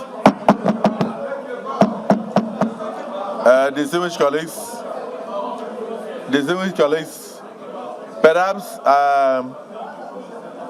I should inform you that I've received petitions from many other people in respect of other nominees. But this is not where we are to deal with petitions.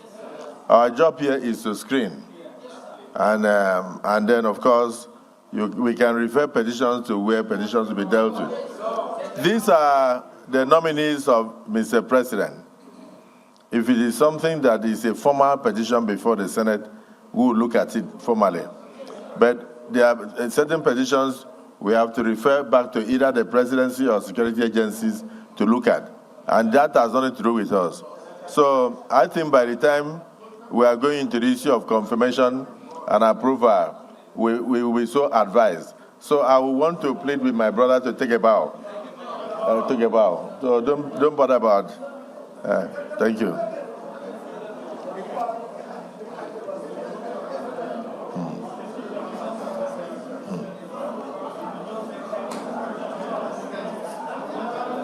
Okay, thank you, sir. Thank you.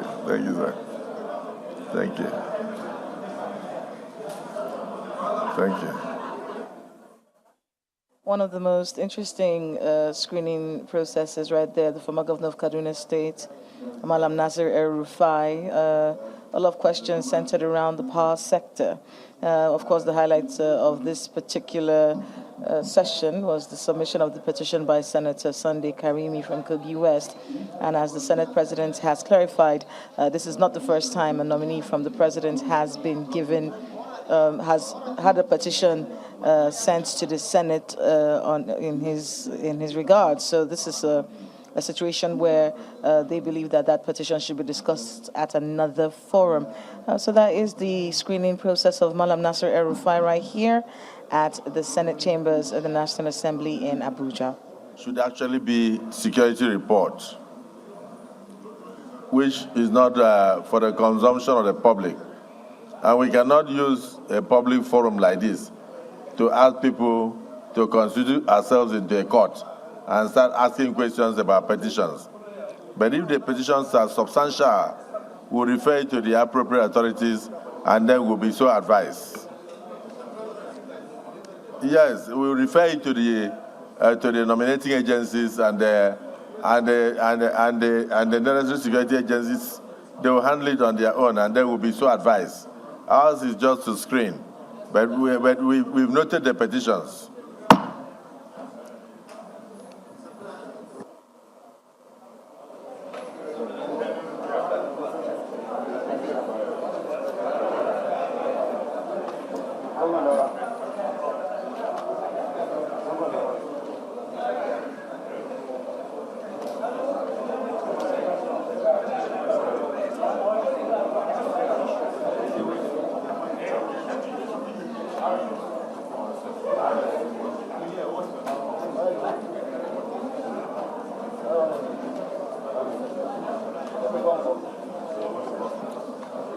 Architect Ahmad Musa Dangiwa,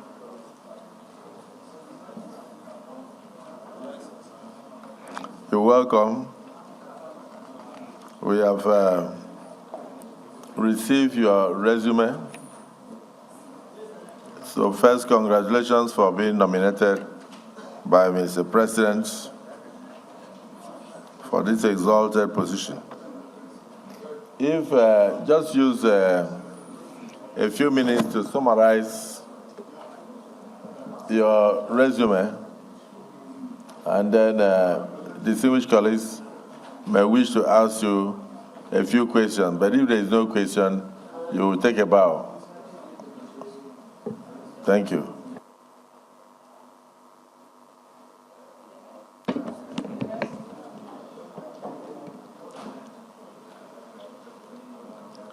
Distinguished President of the Senate, Your Excellency, distinguished Deputy President of the Senate, the esteemed senators, ladies and gentlemen, good morning.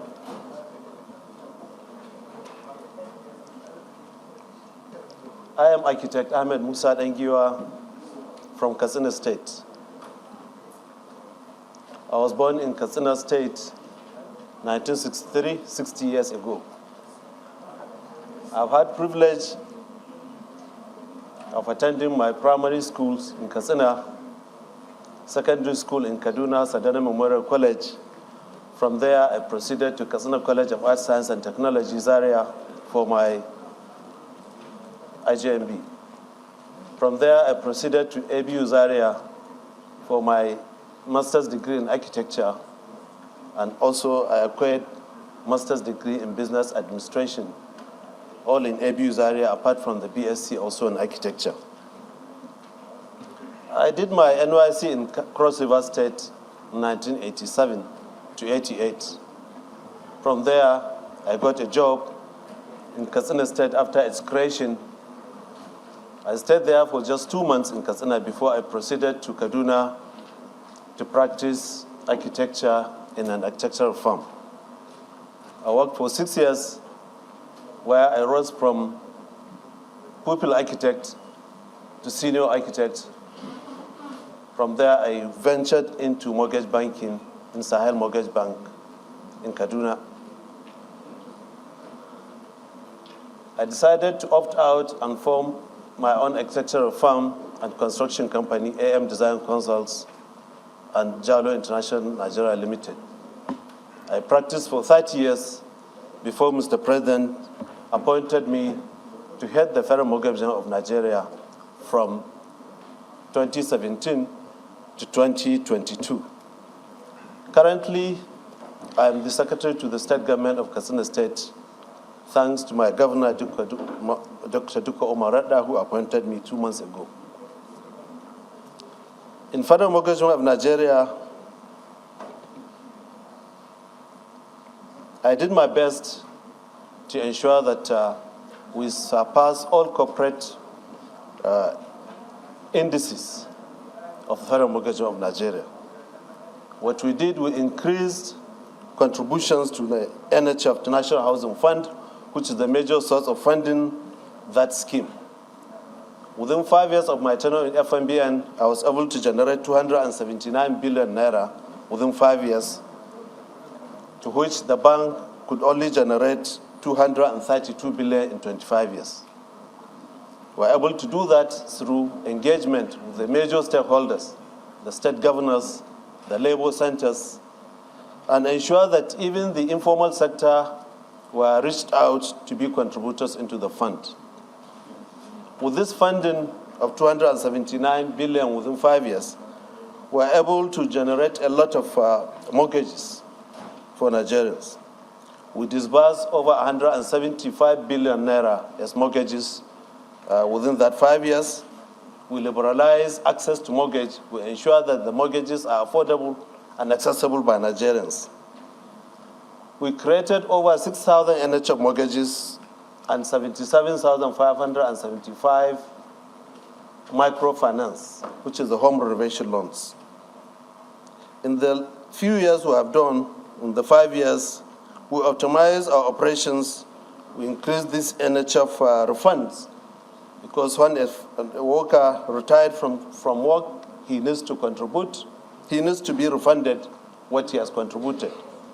I refunded over 40 billion naira to those retirees, to which the bank only refunded 10 billion naira within the 25 years of its existence. I'm also privileged to launch the 40 billion naira FMBN Mega Cities project. It's a project where we created livable communities where we have over 1,000 houses in one cluster. I was able to build 1,250 houses within that cluster before I left FMBN. Additionally, due to our dynamic leadership and reform-oriented management, which I headed, FMBN will also ensure that we ensure that there is much access to mortgages by Nigerians. We reduce the equity contributions of Nigerians, which is the major constraints for accessing the mortgage. Before a Nigerian worker accesses a mortgage, he has to pay 30% of that, of any amount above 10 million naira. We reduce it to only 5%. We ensure that mortgages below 5 million are at zero equity. We created other avenues of accessing it, because even with the 5% for a loan below 5 million naira, some Nigerians could not access it. So we created the rent to own, whereby a contributor can go into the house as a tenant. He pays his rent, and that becomes a contribution towards paying the house. We ensure that we created the diaspora mortgage loans for even those living outside the country.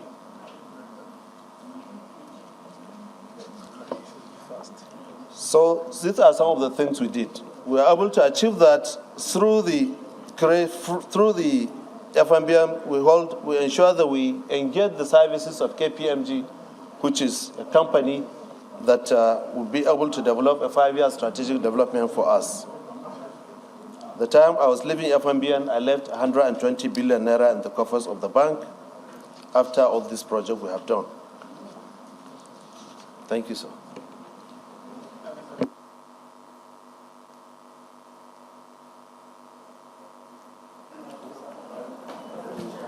You want him to? He has finished. You want him to? Okay. Let me start from this side. The civil senator, Alero.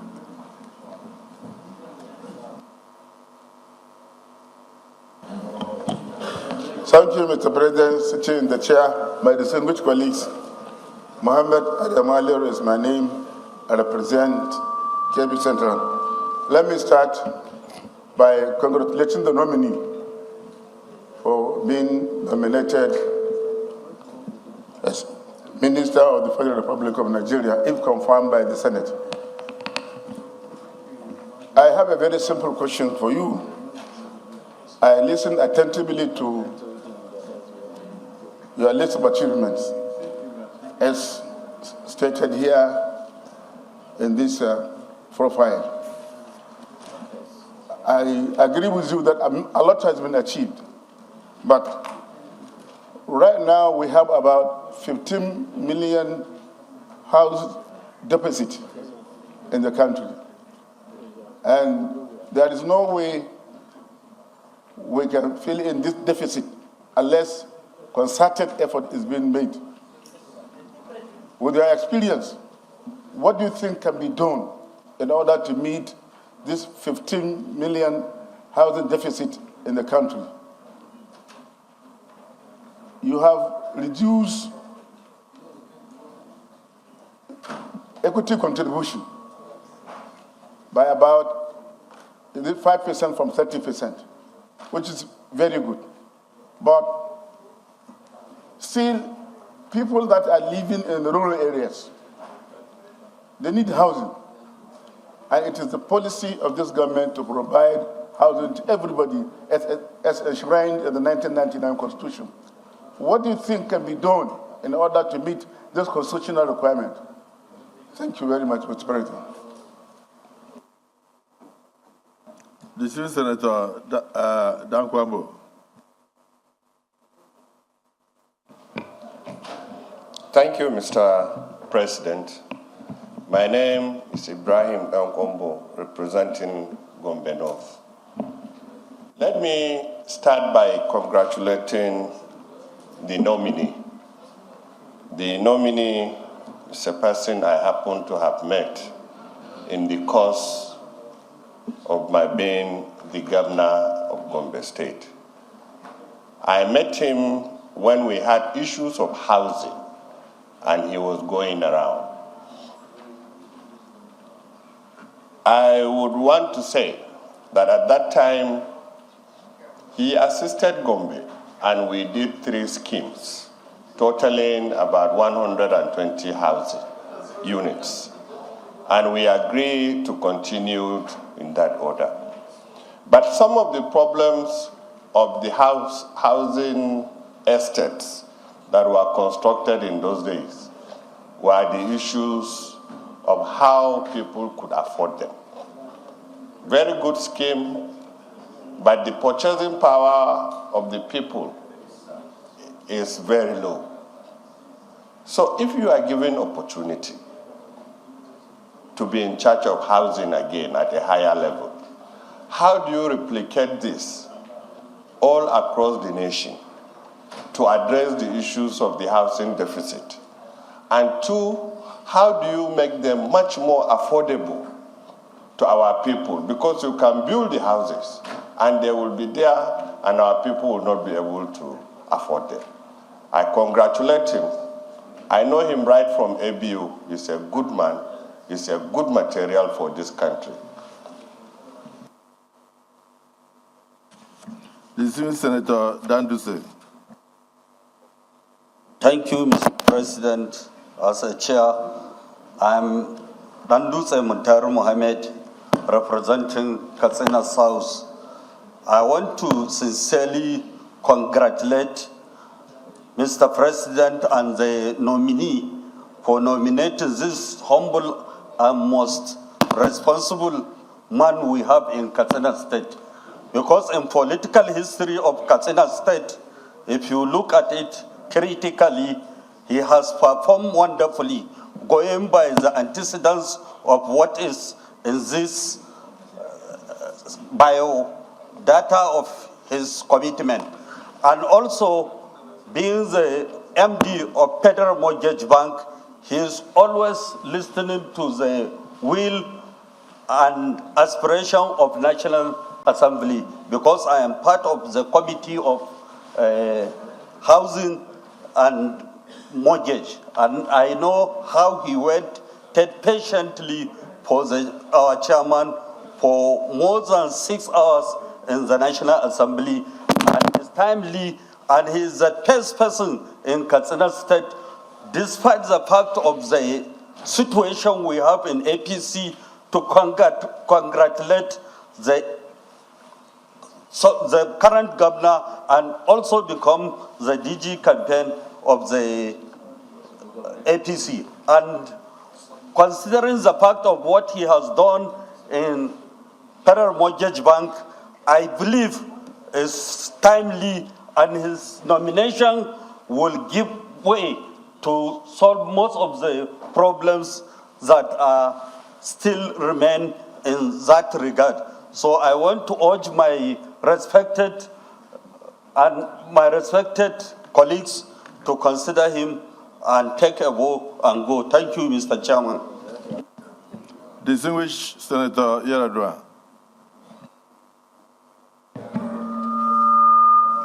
Thank you, Mr. President. Sitting as chair. My name is Abdulaziz Musa Eradua. I'm representing the good people of Katsina Central. I'm from Katsina State. Mr. President, my distinguished colleagues, before you is Architect Ahmed Dangiwa, an accomplished architect by profession, an astute politician. And you have heard what my colleague has mentioned. In fact, he was an interim chairman during the formation of All Progressive Congress. Aside from that, the nominee has contested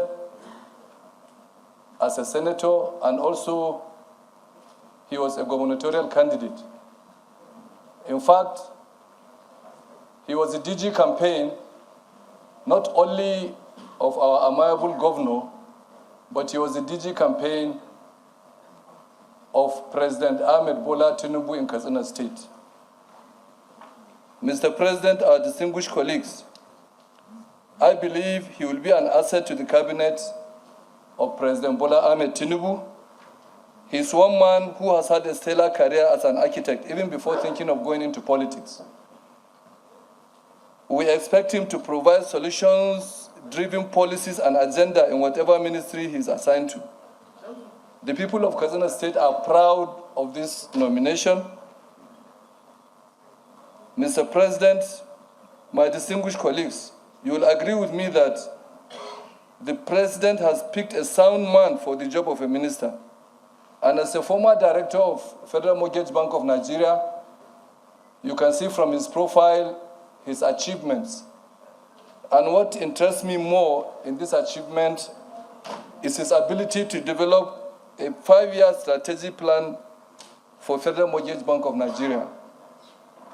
The plan has aimed to deliver 100,000 housing units annually, and he has been able to grow the annual collection from 50 billion to 300 billion in that strategic plan. He has also expanded the customer base, targeting especially over 31 million informal contributors from the informal sector. Architect Ahmed Dangiwa's virtues of strategic leadership, financial acumen, and a people-centered approach, combined with his notable accomplishments, have undoubtedly made a substantial impact on the housing sector in Nigeria. Mr. President, my distinguished colleagues, I want to employ us to please give him a clean bill of lading, because he has all it takes to drive policies for the benefit of this country. Thank you, Mr. President. Inshallah. Distinguished Senator Zangodara.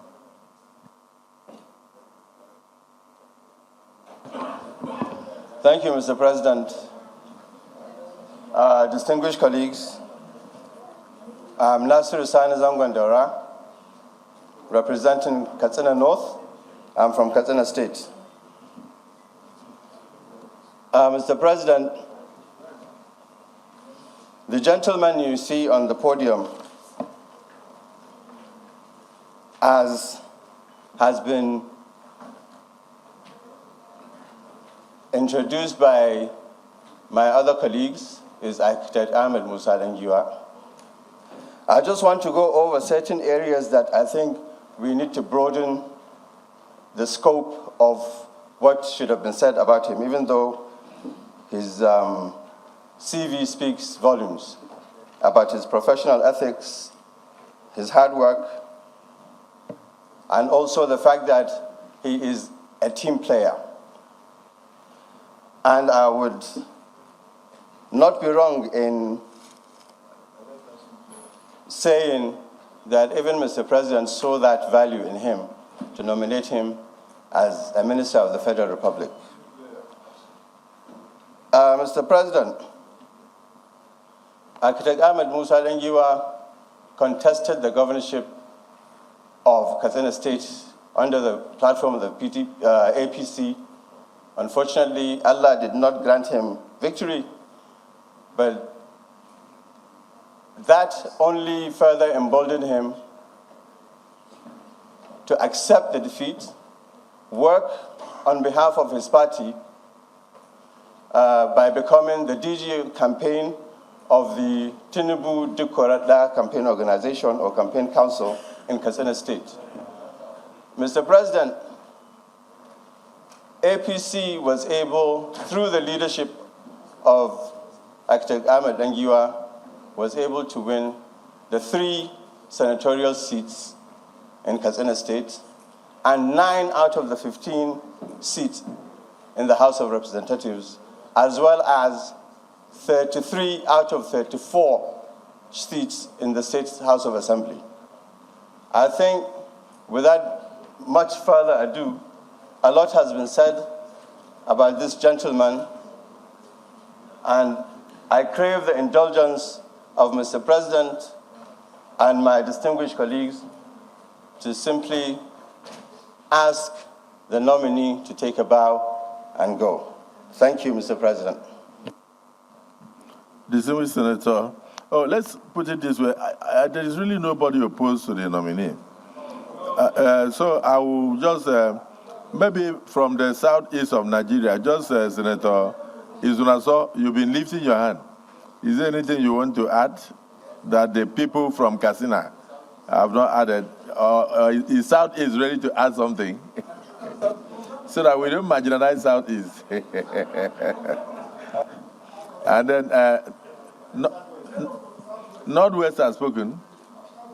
Southwest made the nomination. So Southeast is going to say something. Maybe North Central. North Central may add a voice. Well, thank you, Mr. President. Now that Southeast is no longer marginalized, I may have to say a few words. My name is Senator Osidis Nassau. I represent Imo West. Mr. President, let me congratulate the nominee for the wonderful job we have done at the Federal Mortgage Bank. But I have just 1 or 2 questions. In Federal Mortgage Bank, within 5 years, you were able to lift the revenue generation of NHF from 232 billion that it has in 25 years. You were able to jack it up to 279, making it an average of about 55 billion per annum. That 50 million per annum, that is a good feat. But my question is, NHF has been around for the past 25 years. the paltry sum of 2.5% that contributors make, do you think it will be able to enable somebody to own an affordable house in Nigeria? Based on the housing deficit of about 28 million housing deficit in Nigeria since 2022, we have 28 million housing deficit. Do you think that this paltry sum will be able to solve the issues of housing in Nigeria? That's question number one. Number two, is NHF still relevant? If it is relevant, what are we going to do to make it more robust? Finally, I want to look at the issue of mortgage secularization that is practiced all over the world. How come you haven't thought of it? A situation where we can pool assets together to be able to enable us access interest on housing across the Federation. Don't you think that will enable us to access it better than the way we're doing it now? Thank you. North Central, Senator Kwashiki.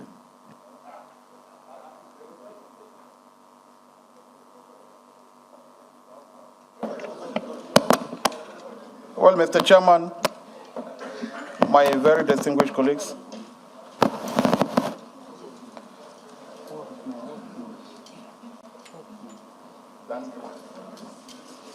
I wasn't ready to speak. You just called me unexpected, Mr. Chairman.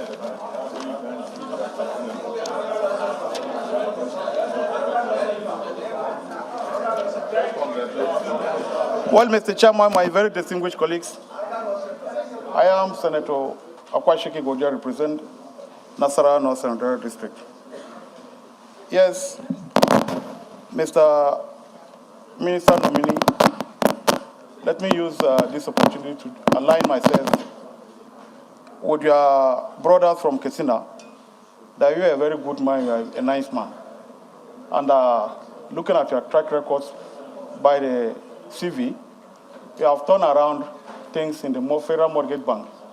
And I want to believe if eventually this Senate find you worthy and confirmed you by the request of Mr. President, and I want to believe you will make things happen in the sector they will send you to.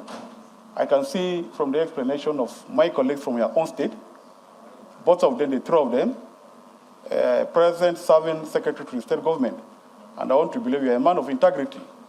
And I want to request that you should speak in favor of peace, in favor of justice, sincerity of purpose, to make things work again in our fatherland, the country of our Nigeria. I want to congratulate you for this opportunity, and I wish you well by the time the Senate found you worthy and confirmed you as the Honorable Minister of the Federal Republic. Thank you very much.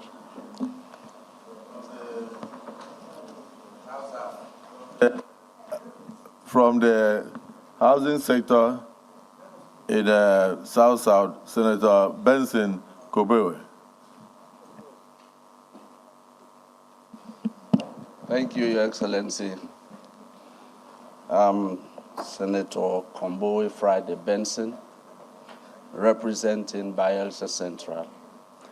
Your Excellency, sir, I just want to ask a simple question to the nominee. Looking at his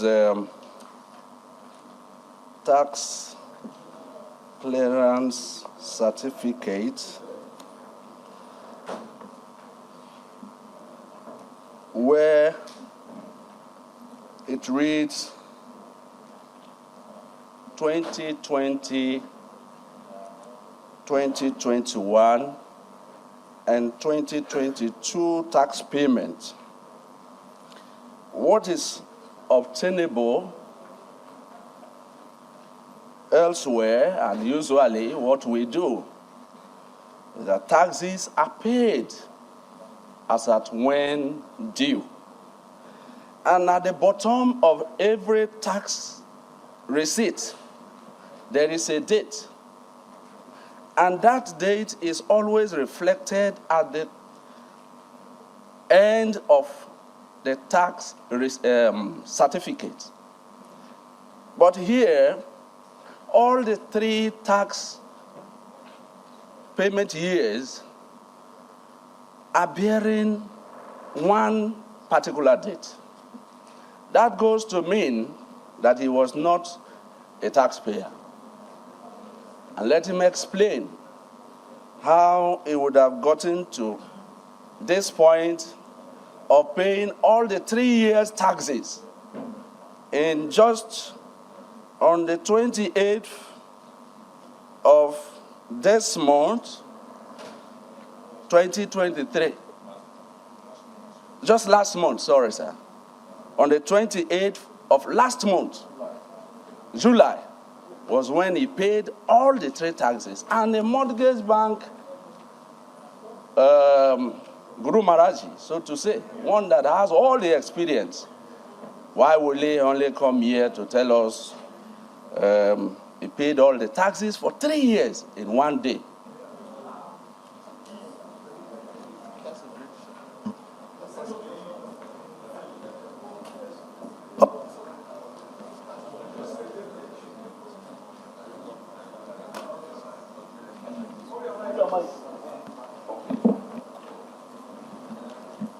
Well, so, if he was in the public service, I did not have need to collect his tax documents. That would not mean that his taxes were not being deducted. So if he had need to collect them based on this nomination, he can collect them even for 5 years, even for 3 years, even for 10 years. But that does not mean that they were paid that day. So I don't know. He will answer that question. But let's, the South has had his say, North Central has had his say, Southeast has had his say.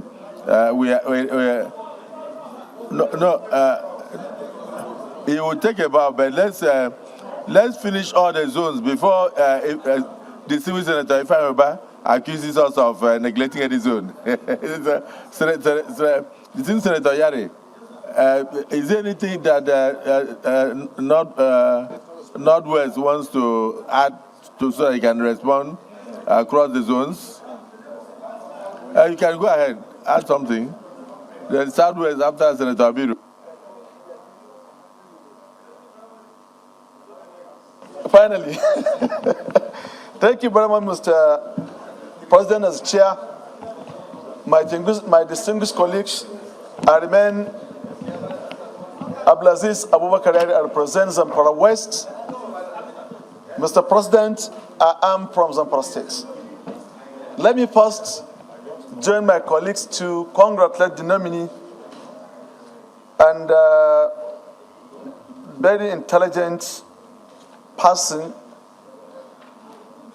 which I happened to have opportunity to work with when I was one-time governor in Zamfara State. One, being me a neighbor. All the 3 senators from Katsina State has spoken, and I from Zamfara State, when I come in and someone crack a joke that my boss is there, I said I would do bow on his behalf to ask him to go. But we are doing the things that we're supposed to do. Mr. President, nominee, my simple question is what we have undergone between us. You have built so many projects in Zamfara State when I was in charge then. But the only thing that if Almighty God has selected you to be in the Ministry of Housing, what will you do in terms of providing infrastructure to those what you are doing in putting houses for low-income earners? Number 2 question is, we have issues with the housing generally, deficit as stated by Senator El-Rufai. And if you go to our neighboring states, you go to Niger, you go to Senegal, Benin, they have a program which, to my take, they are supposed to come to learn from us how we're doing it. But a very excellent, where you came from and where I came from, the type of houses we live, our people lives there. You know, it's not up to the standard of human being to be there. So there's a lot of things need to be done in terms of supporting, building the housing from the private sector, what you are doing. So what you intend, collaboration to do with the private sector, to give them a kind of level playing ground, not only for civil servants, that you have their salary you're holding, but how do you intend to do it as community? We have a little experience. I believe you have went there with the ambassador of South Korea. You have interaction on how they are doing their low-cost housing on the farmers and other business community. So what do you intend to do more? One, as I said, on infrastructure or what you already have existence now. And two, what do you intend to do on our own local people that you found at least 20, 30 in a household? If care is not taken, you will find out that there is 3 poor people with the father, with mother, and 3 or 4 children in one room. So what do we do? And we have available opportunity to improve that one. So that's my submission, Mr. Nominee. I wish you all the best. I believe you are right to be there, and your patience has brought you to where we are. I followed the suit of my 3 distinguished colleagues from Katsina State to congratulate you, and I pray Almighty God should give you the wisdom to do more on the higher level, more than what you did in the Federal Mortgage Bank. Thank you very much, Mr. President. Appreciate it. Senator Abiru for 1 minute. Thank you, Mr. President, sitting in as the chair, and my distinguished colleagues. I also join my colleagues in congratulating the nominee, and I also wish you well. And I've also gone through your resume, and I'm quite impressed with your accomplishments. My own question is just very simple, and it's not too far from what my colleagues had said, but I'll rather put it in another context. Is that if you look at our housing deficit in this country, as at 1991, we were about 7 million short. 2022 or 2023 is about 28 million, which is correct. Now, you have had the privilege of being in this particular industry of mortgage financing, either in the private capacity or in the public, because you are also the managing director of Federal Mortgage Bank between 2017 and 2022. So I would like you to share with us, because in part of your accomplishments, you said you achieved a provision of mortgage loans that you kind of put in place, maybe of the beneficiaries got from you or underwritten by you, just about 5,938, while renovation loans for houses, again, another 77,000. But again, the major deficit still remains. So I just like you to share with us, what are the real issues in our mortgage financing, and how best can we provide shelters for our larger population. Thank you, Mr. Chairman, and my distinguished colleagues. That will be my own question for now. Thank you.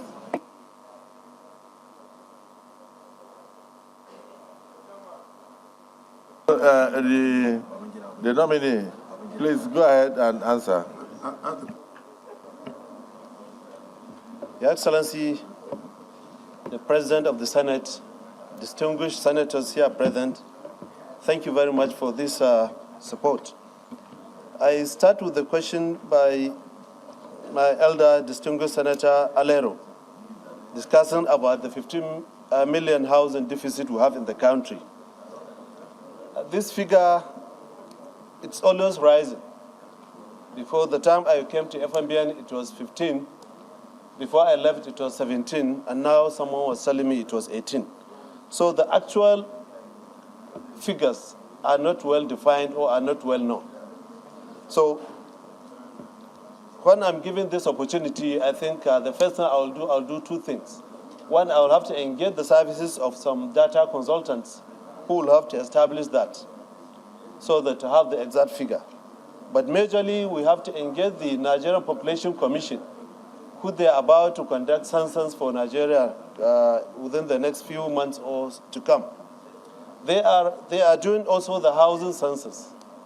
We need to rely on them. Maybe when I become the minister, I will have to engage them to ensure that they include the data capture for even the number of houses we are having in relation to the population we are having.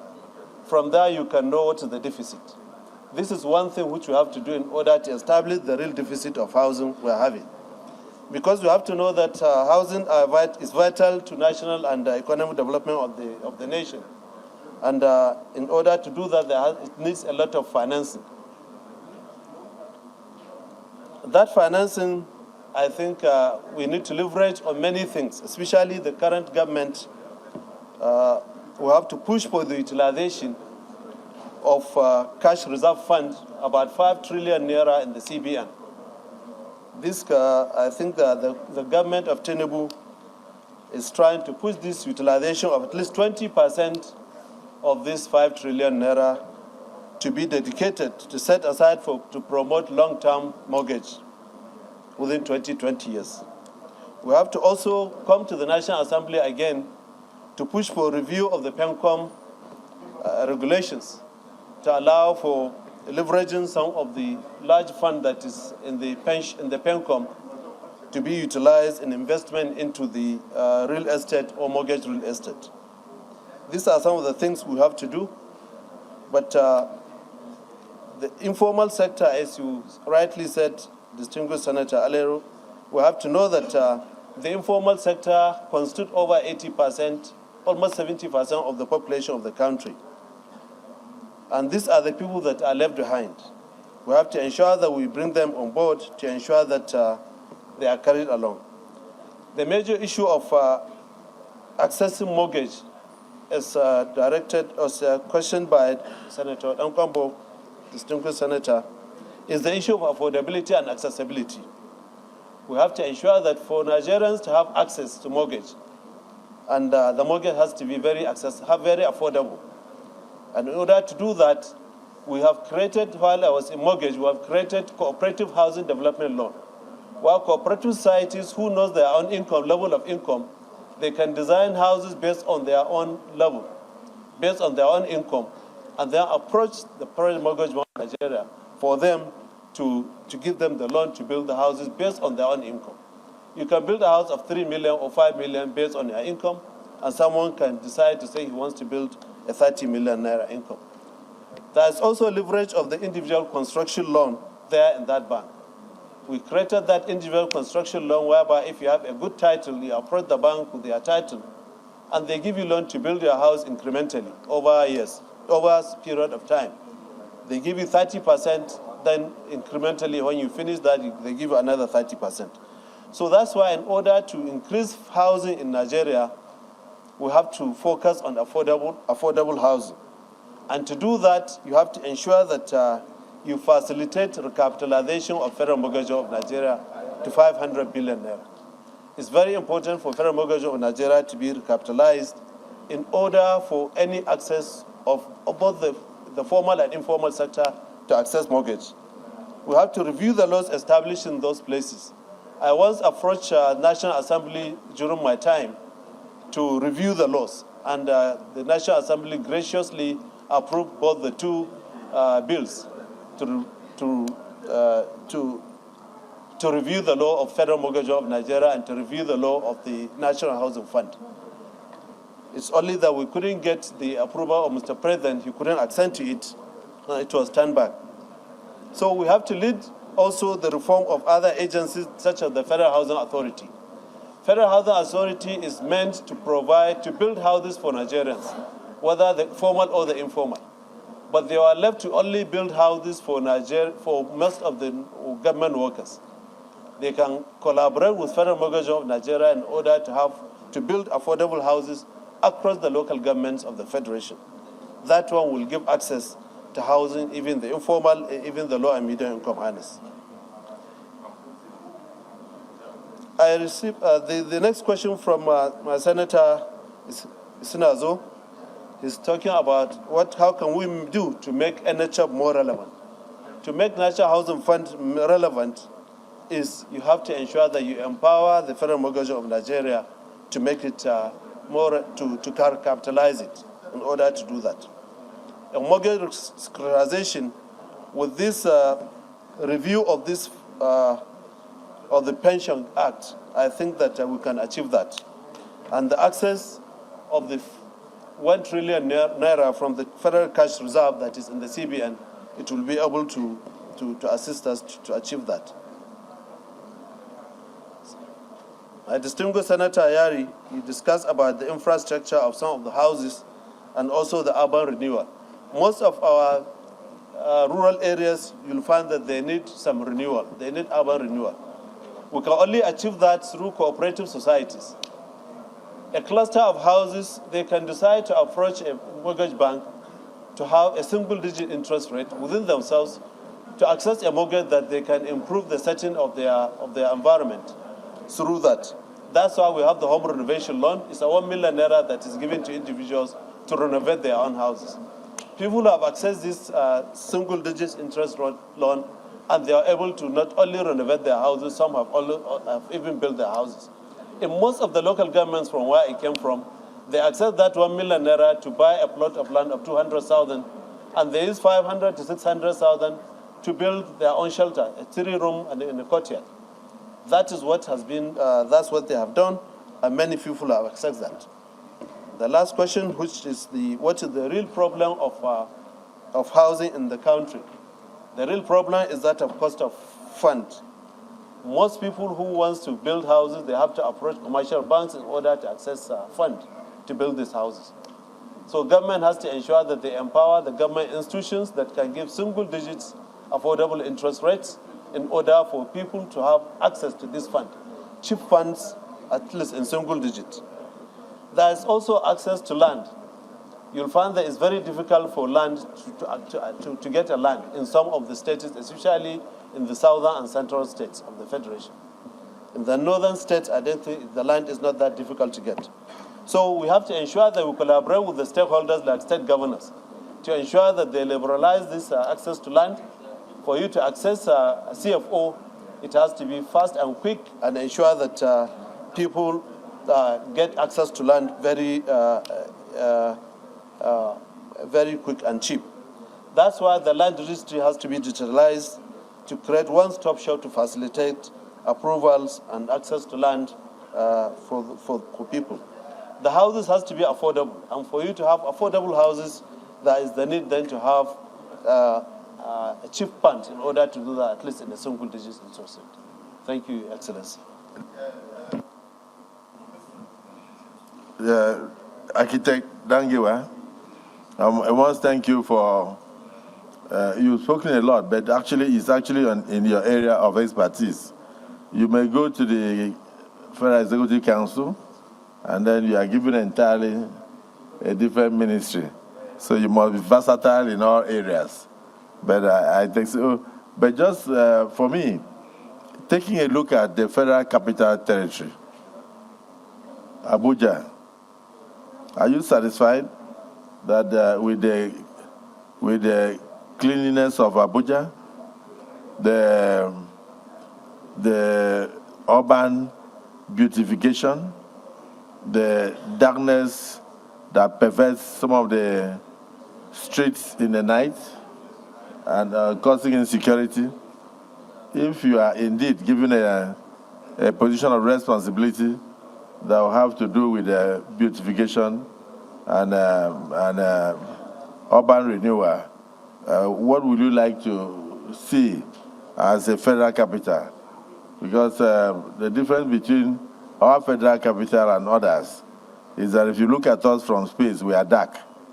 But if you look at other federal capitals, they are bright, like with tiny stars, because of the lightings and all that. So I hope if that kind of opportunity is given to you, you look at that area well.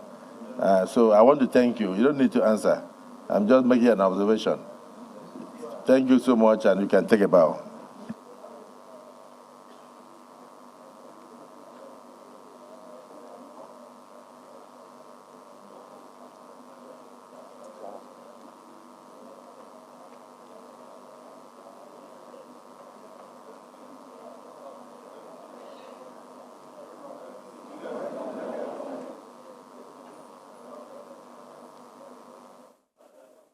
And there we had the screening of ministerial nominee from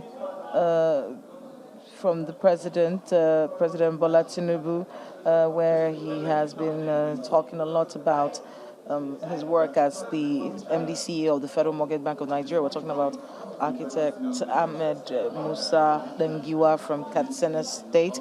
And of course, they're talking about the progress that he has made and answering questions from the senators on what he will be bringing to the table if he is confirmed as one of the ministers that will make up President Bola Tinubu's cabinet. Is that the wish of 30 minutes? Okay, you can move the motion then.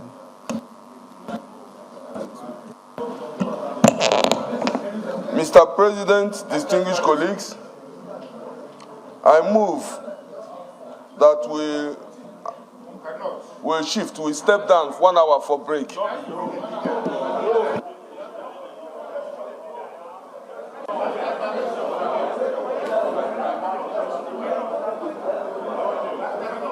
Leader of the Senate, they are requesting for a 30-minute break to enable them come back by 4:30. So, Mr. President, very, very distinguished colleagues, the motion that was moved by my distinguished colleague, with due respect to him, could not have come from him. When it comes to matters of adjournment,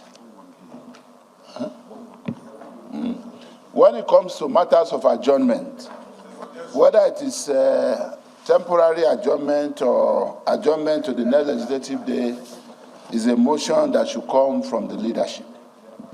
And I refer to Order 11B of our standing orders.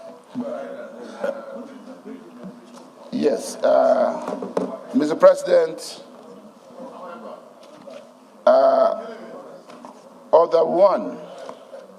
Order 11B reads, in all cases not provided for in the standing order or by sessional or other orders or practice of the Senate shall, by resolution, regulate its procedure. And Mr. President, much as it will be important for our distinguished colleagues to rest temporarily, I want to say again that I am very familiar with the thinking of majority of our colleagues. And when I say majority, I refer to it on both sides of the aisles. The seriousness of this calls for a situation where, rather than make a motion for temporary adjournment, I would just say that Mr. President should take legislative notice of the fact that people who need to step out for refreshment should be able to, or people who need to step out to pray also should be able to do that while the rest of us continue with this. And it is not possible to finish everything that we have on the other paper today, but let's keep going. And when it comes to a point where we need to step down the rest, we will do that. Thank you, sir. Minority Leader. Is there a motion? It's not a motion. It's not. It's just an observation. It's not a motion now. Not a motion. Mr.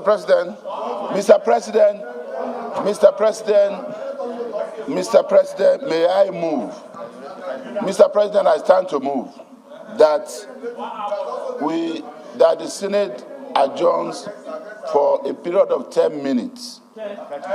For a period of 10 minutes. 30 minutes. Mr. President, distinguished colleagues, as a Democrat, I move that the Senate hereby adjourn for 30 minutes. For 30 minutes to enable refresh and come back to continue. Distinguished colleagues, the leader of the Senate has moved that the Senate should have a brief recess of 30 minutes and come back to continue its function. So may I invite the minority leader to probably second the motion if he deems fit. Mr. President of the Senate, distinguished colleagues, I hereby stand to second the motion moved by the Leader of the House that do take Leader of the Senate that we do take 30 minutes recess and come back to continue the business of the day. I so second, sir.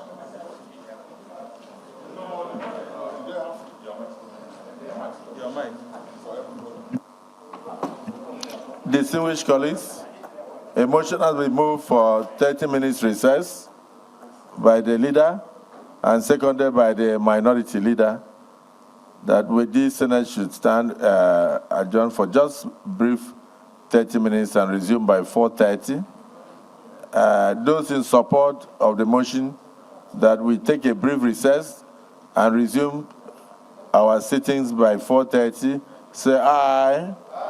Those against say nay. You see, the ayes have it. And with that, the screening exercise has gone on a short break, 30 minutes, as we heard there from the Senate President. A total of 18 people have been screened so far between yesterday and today, which means that we have 10 more people to be screened. Hopefully they will be done by the end of today. But the 13-minute break is in session at this moment, and we'll be back afterwards to continue with the ministerial screening of ministerial nominees sent to the Senate by President Bola Tinubu. I am Kayla Magwa. Is back to Lagos for our regular programming. The screening continues in 30 minutes.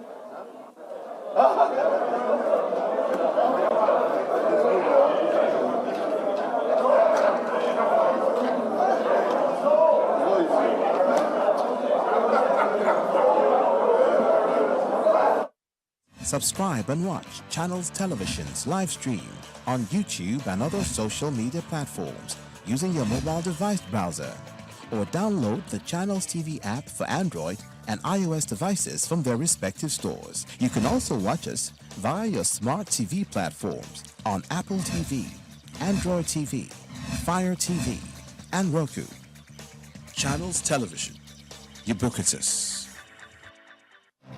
From the north to the south, east and west, Network Africa brings you news stories from all around the continent, with wide-ranging coverage, insights, and analysis of special issues. We dissect Africa in its beauty and peculiarities. Network Africa tells the African story from the African perspective. Network Africa, weekdays at 4 p.m.